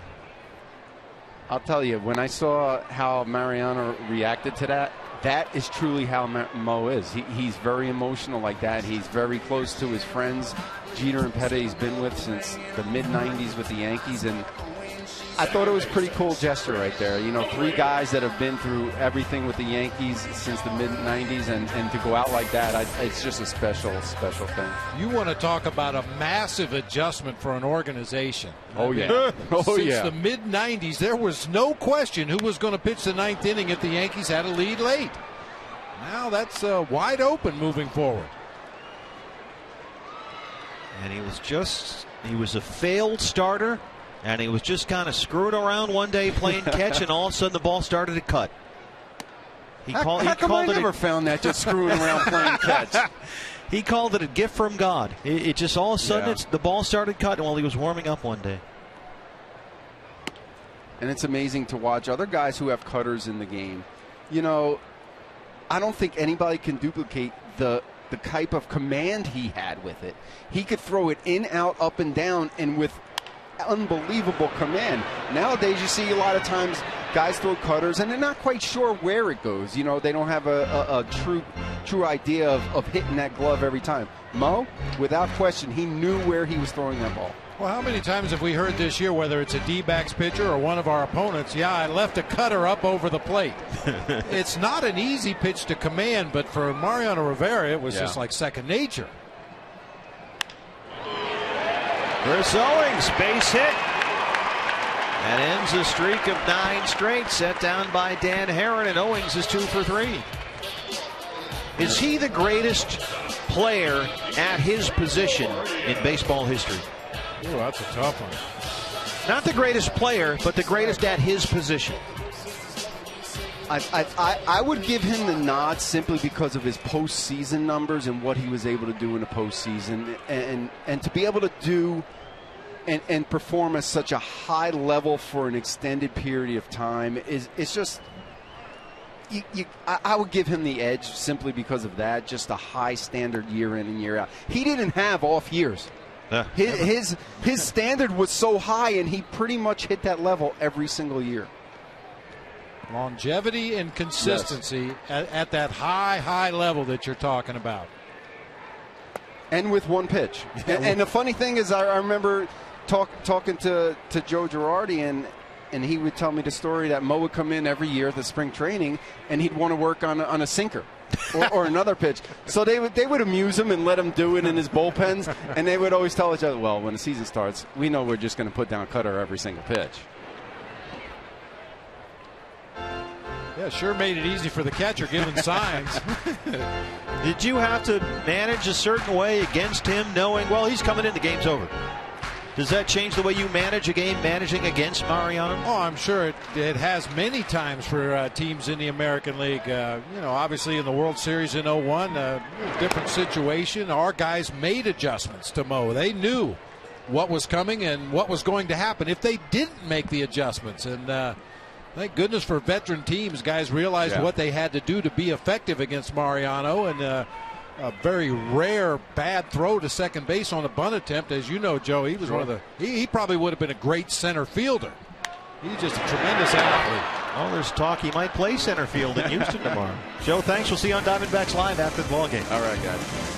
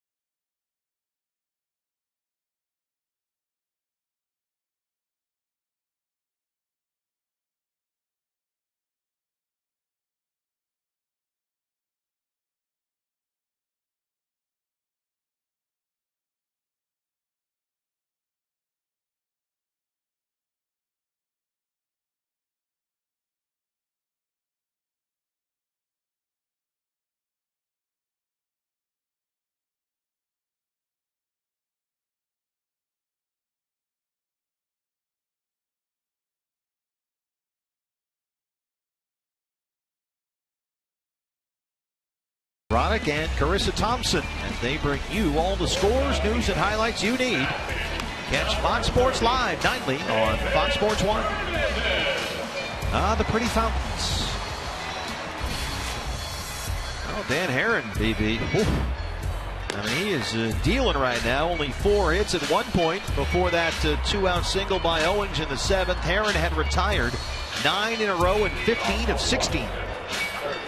Dealing. I mean, 2 starting pitchers tonight that were really on top of their game. Kind of unusual at this point in the season. A lot of innings on those arms and backs and legs, but Dan Herron saving his best for the last, as is Brandon McCarthy. And Herron is a guy on a 1-year deal. He'll be a free agent at the end of this season, so he in a large sense is auditioning for a job and a contract next year at the age of 33. He just turned 33 about a week or so ago. David Hernandez on to work the 8th. Ryan Zimmerman, who drove in the Nationals' first run with a ground ball out, will lead it off. There are the numbers on David Hernandez, on for the 61st time this year.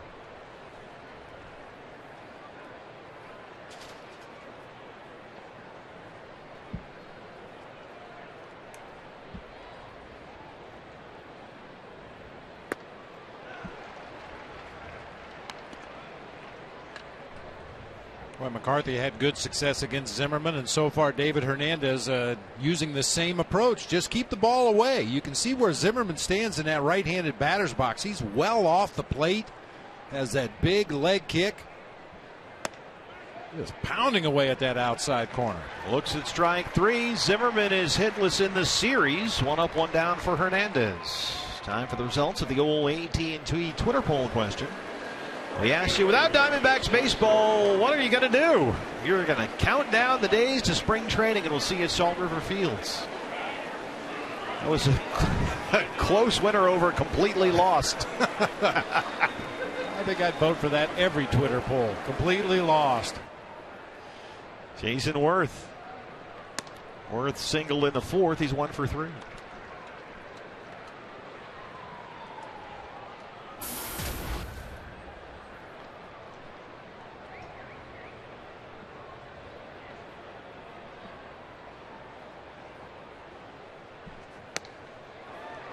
guy has been a bit of a late bloomer. First round pick by the Orioles back in '97. 22nd player selected overall, and he bounced around for such a high pick. Baltimore sent him to Toronto. Blue Jays sent him to the Dodgers. Worth ended up with the Phillies, played 4 seasons there, and then finally broke through. And in 4 years there, he hit .282 and somehow turned that into a $126 million contract with the Nationals with a full no trade.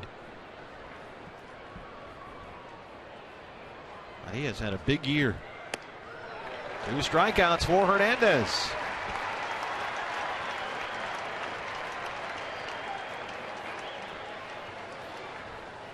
He's been a different guy, Bob, since the recall from Reno. I was just thinking that a couple of guys on display here tonight, Brandon McCarthy and David Hernandez, probably wish the season wasn't going to end for about another 4 months, because they both really hit their stride late in the season here after struggling somewhat in the early going. Bryce Harper 0 for 3. 0 for 2, pardon me. Walked his last time up. I would think that this month of September certainly bodes well for David in terms of having a bounce back year in 2014. Just never really got untracked in the early going this season. His command was spotty. His breaking ball was inconsistent at best. Off the fist, popped up. And Davidson's there. Hernandez a 1-2-3/8 with 2 strikeouts. Diamondbacks trailing 2-0.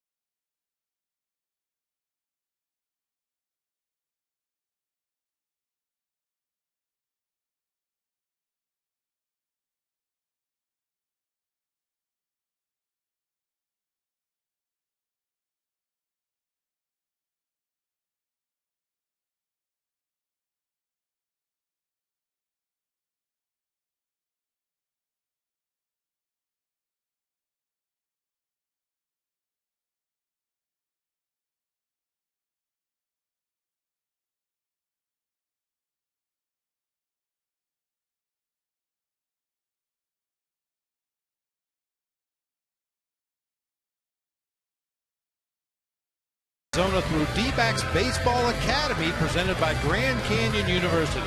Register today for the fall and winter youth camps open to boys and girls aged 6 to 14. Register online at dbacks.com/academy.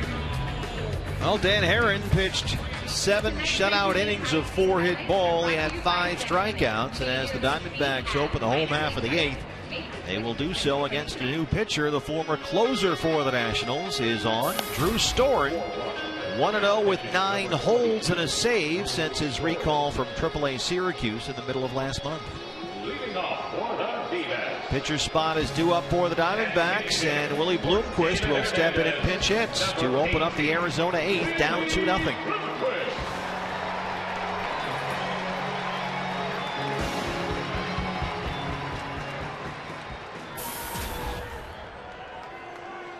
Willie at .321 on the year.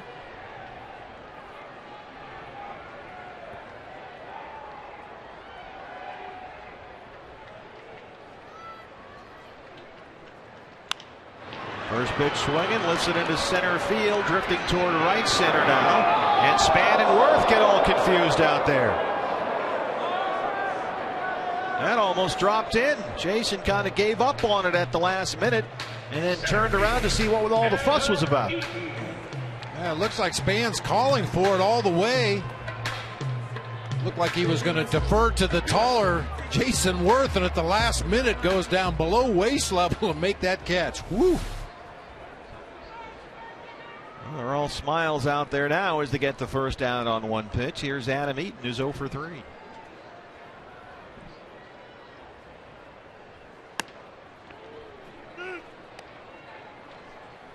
Adam is 1 for his last 17 since that 10-game hitting streak was snapped in San Diego.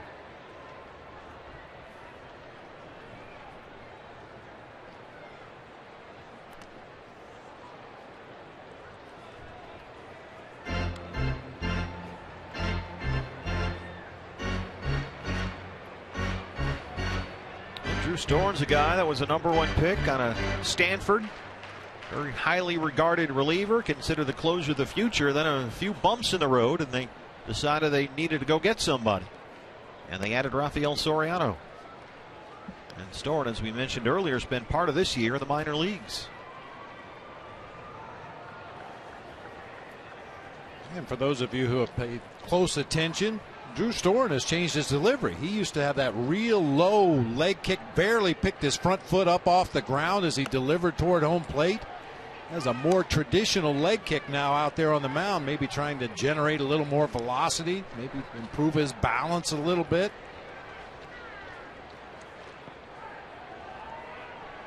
He was the 10th player selected overall in the 2009 drafts.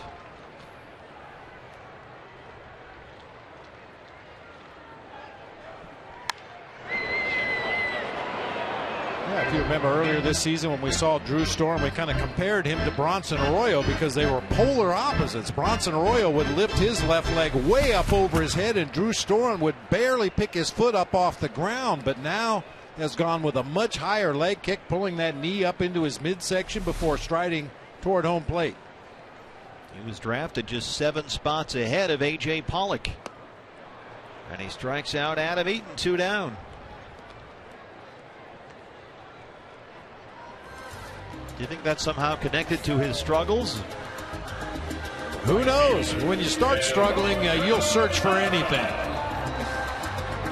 And obviously the first thing that used to jump out to you about Drew Storen was that very unusual delivery with the front leg. And when you start to struggle, you usually eliminate the things that are most different from what is considered normal. I mean, he was outstanding in 2011 as a 23-year-old. He had 43 saves, a 6-3 record, and a 2.75 ERA, and then it just sort of fell apart on him. Lombardozzi. Storen works a 1-2-3-8. We head to the 9th. The Diamondbacks trail it 2-0. CenturyLink, your link to what's next. Coming up for the Nationals, you will see Wilson Ramos, who hit a long one here last night.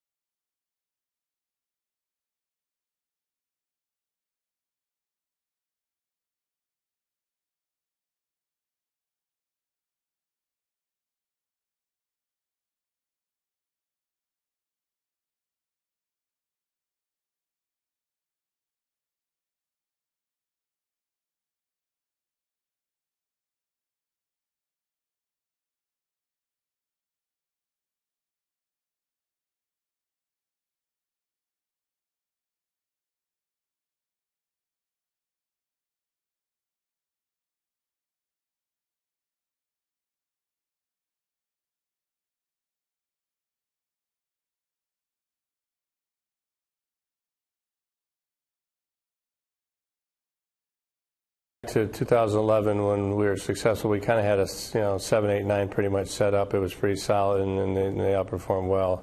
And that's kind of what you always do. We thought the bullpen would be one of our strengths this year. And like I said earlier, in many aspects, they did a great job with the task at hand. Kirk Gibson reflective in my conversation with him about this season. The bullpen, one of the struggles really from the get-go. Even when this team was having success in April and May, the bullpen was struggling. Diamondbacks winning many of those games in extra innings. And here we are, guys. Again, 2010, when Kirk Gibson and Kevin Towers took over, the bullpen was one of the major issues back then. They really stabilized it in 2011, a big reason why they were division winners then. And you can see the Jekyll and Hyde bullpen. Home runs allowed, really the big one that you point to. Yeah, and of course, Jody, when you're talking about home runs in the bullpen, it's the timing of those home runs, and we know how damaging those were, especially early in the year. There were some frustrating moments, certainly in April and May, with some late homers. Brad Ziegler on to work the ninth. He'll open up against Ian Desmond here. And Brad, after all the hubbub in the bullpen, wound up essentially the whole second half here as the closer. But he's on here with the Nationals leading 2-0. Desmond is 0 for 3. And ideally, you're looking to get Brad into that customary role, as that one is chopped to Davidson at third. As the 7th inning, we need a double play help kind of a guy. Although he's certainly done a very good job as the closer. Oh, he really has. I mean, a ground ball machine, and we talked about it at the time of the change when Brad was slotted into that closer's role. You need to get 3 base hits to score a run against him, because it's just going to be a ground ball that possibly gets through the infield. Rarely gives up fly ball outs, rarely gives up fly ball hits. Wilson Ramos 0 for 2. He walked in the 5th.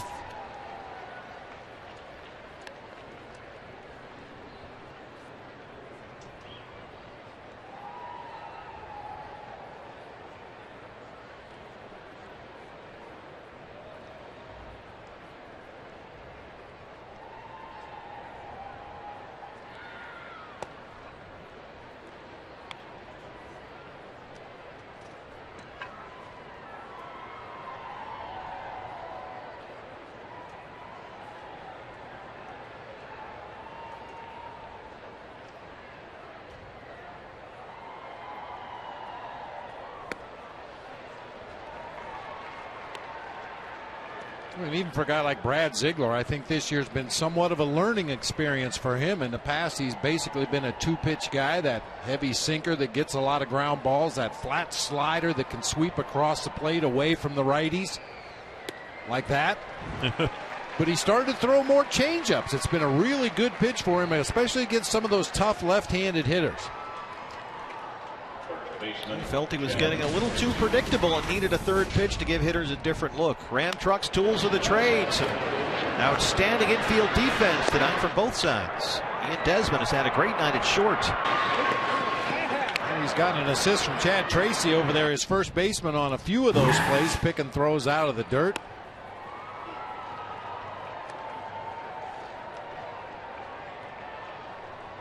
Chad Tracy's had a good night here and a spot start. Adam LaRoche was originally in the starting lineup for the Nationals, but a late scratch replaced by Tracy, who has singled and homered. The home run into the pool in his last at bat in the 7th inning, his 4th of the year.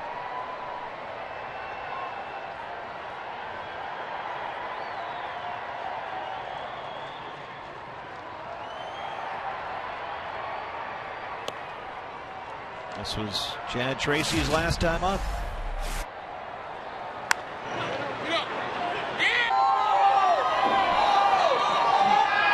Don't forget, talking about the bullpen construction next year, there are some youngsters to keep an eye on as well, as Tracy's way out in front of that one. You've got Matt Stites, who they acquired from the Padres in the Ian Kennedy deal. You can see Matt Stites pitch for the Salt River Rafters coming up in about a week or so in the Arizona Fall League. They play their games at Salt River.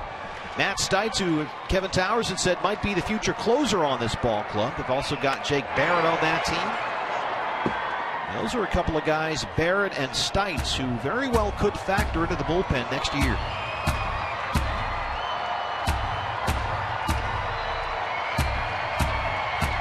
2-2 to Chad Tracy. Crowd here, Chase, looking for that final out here in the ninth.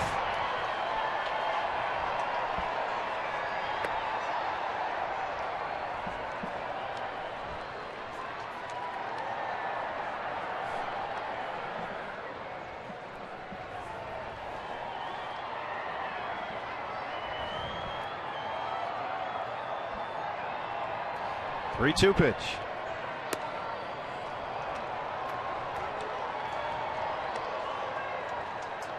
See Brad Ziegler walk a lot of guys. But Tracy's aboard, and here's Lombardozzi.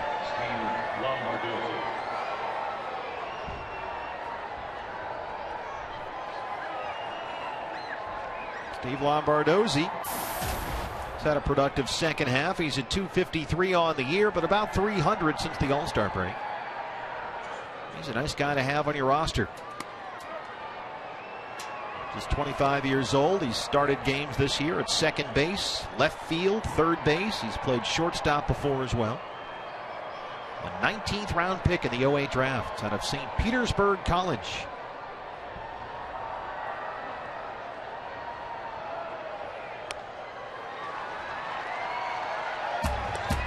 If the name sounds familiar, that's because his father, Steve Lombardozzi, had a 6-year big league career with the Twins and the Astros.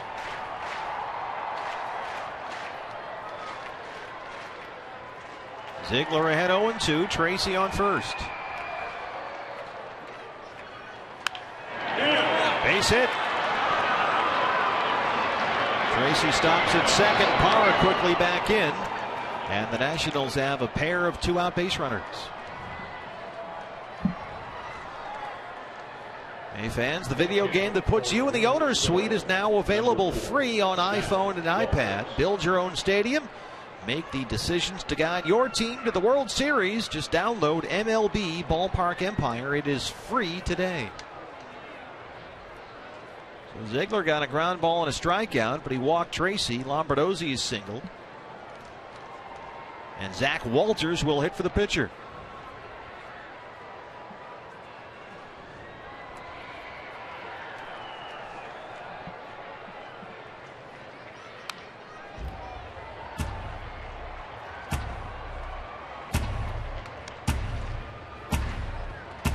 Trying to get that final out and send the D-backs to the bottom of the ninth, where they'll have the heart of the order, Goldie, Prado, Montero, 3, 4, and 5.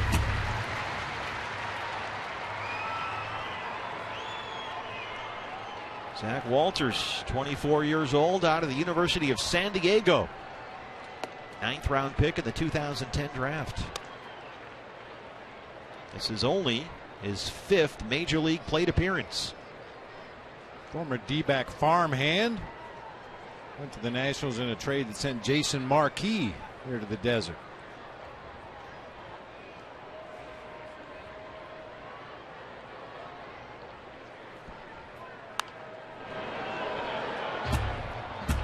Zach Walters, 134 games at AAA Syracuse this year. He had 253.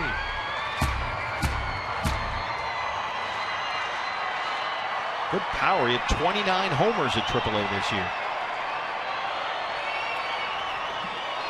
6'2", 220.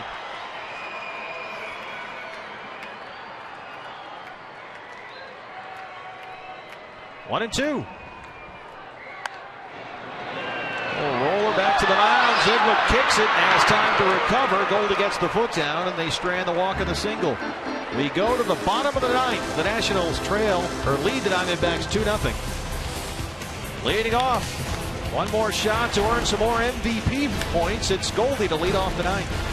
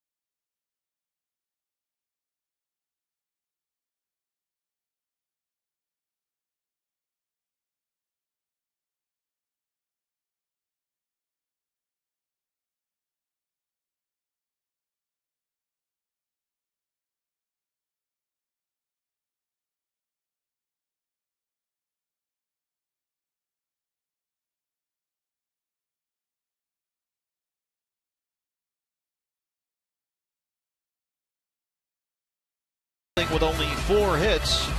And he is our APS Energy All-Star. Goldie with a single in the first extends his hitting streak to 18 games, the longest active hitting streak in the major leagues. On for the Nationals is the closer, and he is one of the best in baseball. This is Rafael Soriano. 42 saves. He trails only Craig Kimbrell of the Braves in that category. In the National League, he has converted 10 straight. 3 seasons with over 40 saves. He saved 45 for the Tampa Bay Rays back in the 2010 season. 42 exactly last year for the New York Yankees. And he is famous for the signature untuck move, untucking his jersey after closing out a save. Goldie leads off the 9th, down 2-0. 1 for 3 with that single in the first.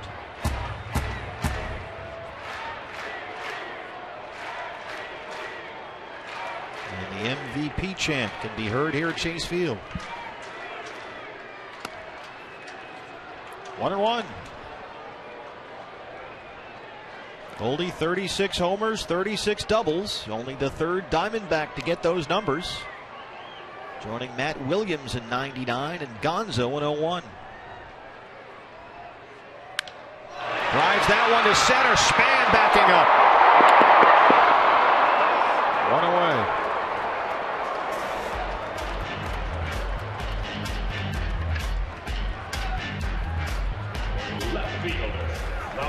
Driven hard to straightaway center field. Barreled that one up, and Span with some style points out there in center. I kept waiting for him to reach up to catch that ball.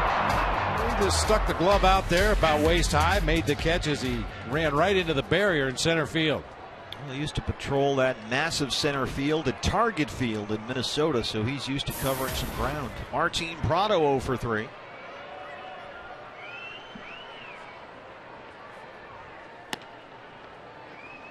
Looks at a strike. Prado's got a little 4-game hit streak on the line here.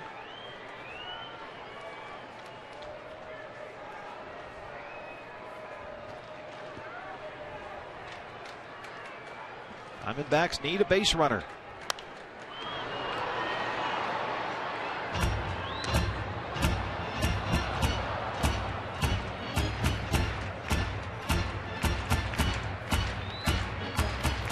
Been among the best in baseball, but he can be temperamental about save opportunities and non-save opportunities. Base hit. Diamondbacks get the tying run to the plate with 1 out in the 9th.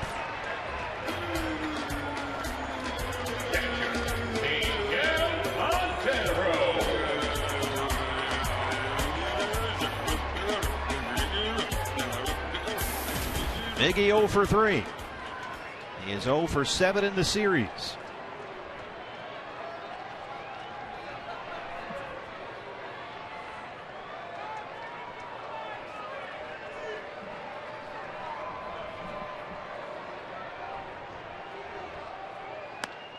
There's a strike, 0-1.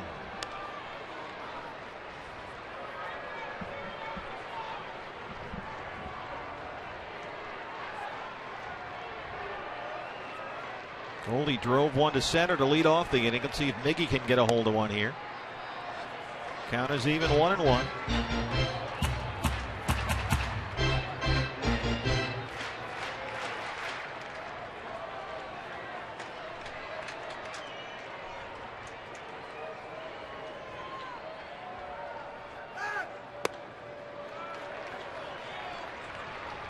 Two hits in 3 previous at-bats for Miggy against the Nationals closer. Good time to make it 3 out of 4 right here. Does he get something to hit on 2-1? Yeah, he's going to get something. It's going to be moving, though. Soriano doesn't throw a lot of straight pitches. He cuts it, he sinks it. That time a 4-seamer up above the top of the zone. Got a swinging strike on a pitch that was probably ball 3. Right at the belt. Up.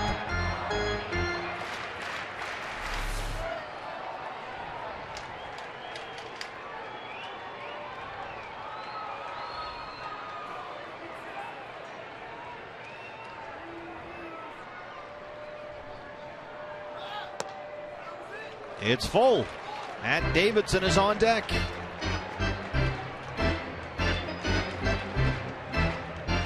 Davidson's got a double tonight. He's 1 for 3. Martin Prado, the runner at first. Montero tying run at the plate with 1 out.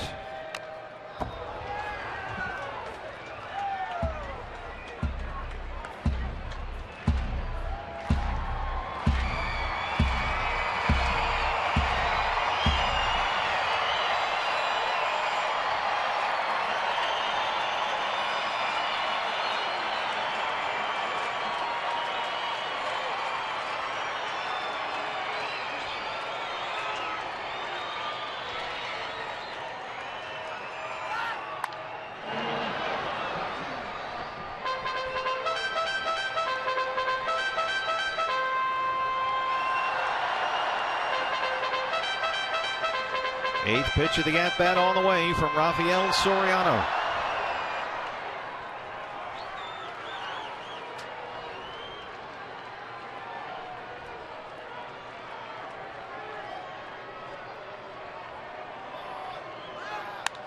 Hard down the line in right, but pulled foul.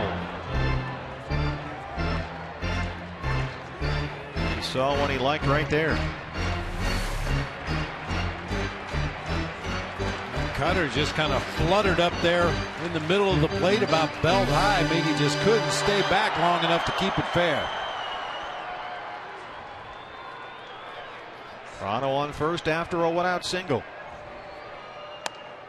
Ball 4. Tying runs aboard, a winning run, walking up to the plate in the person of Matt Davidson. Yeah, no reason not to run for Miggy with the expanded rosters. You've got a couple of backup catchers. You've got some speed in Tony Campana heading out there to first base, representing the tying run in the game.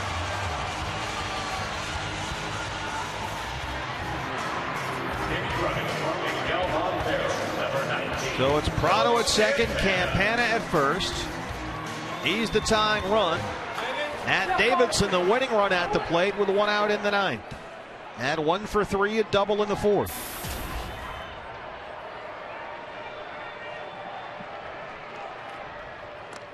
It gets behind Ramos. Everyone moves up. Tying runs in scoring position for the Diamondbacks.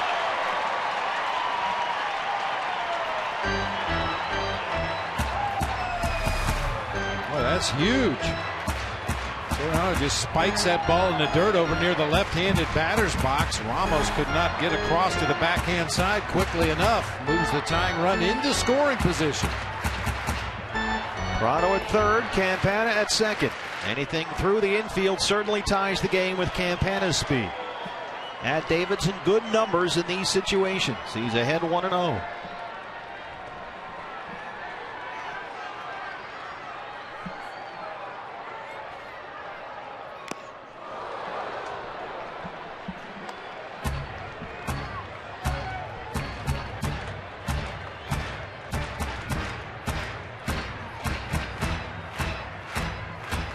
Goldie flied out to center. Prado singled. Montero walked. Campana running. That one's in the dirt as well. This time Ramos is behind it. Davidson's ahead 2-1. Another win in the last at bat. Why stop now?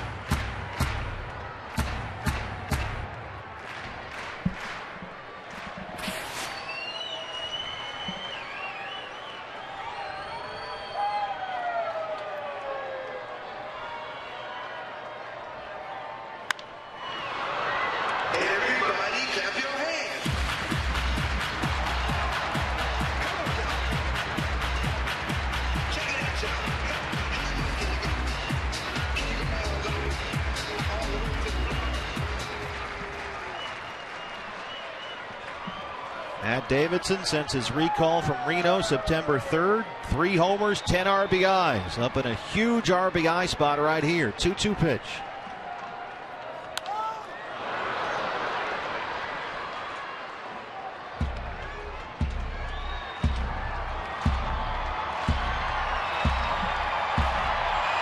"20 pitches for the closer, and so far he's recorded only 1 out.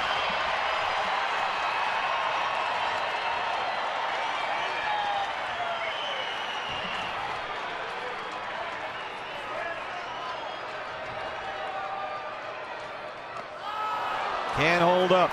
2 down.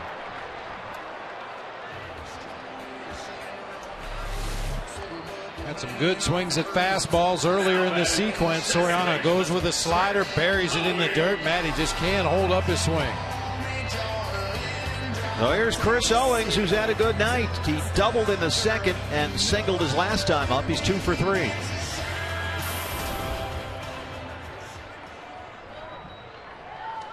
He's got 10 hits in his last 9 games, including 5 doubles.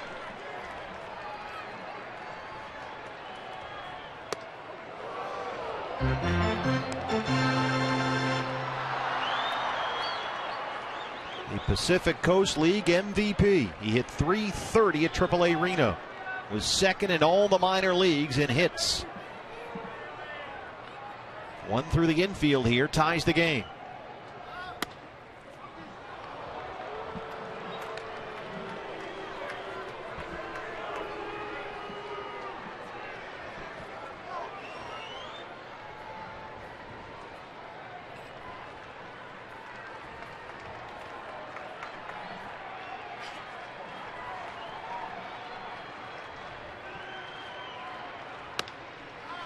Two and one.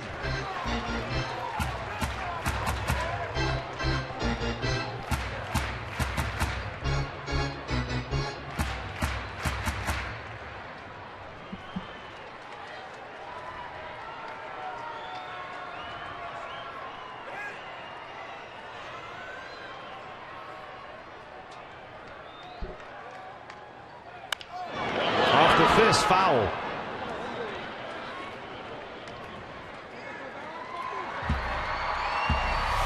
Defensive swing that time. That ball just continued to cut in on him.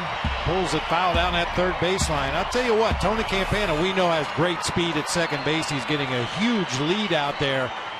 But 3 above average arms in the outfield for the Nationals. This could get interesting if Chris Owings could get one through the infield.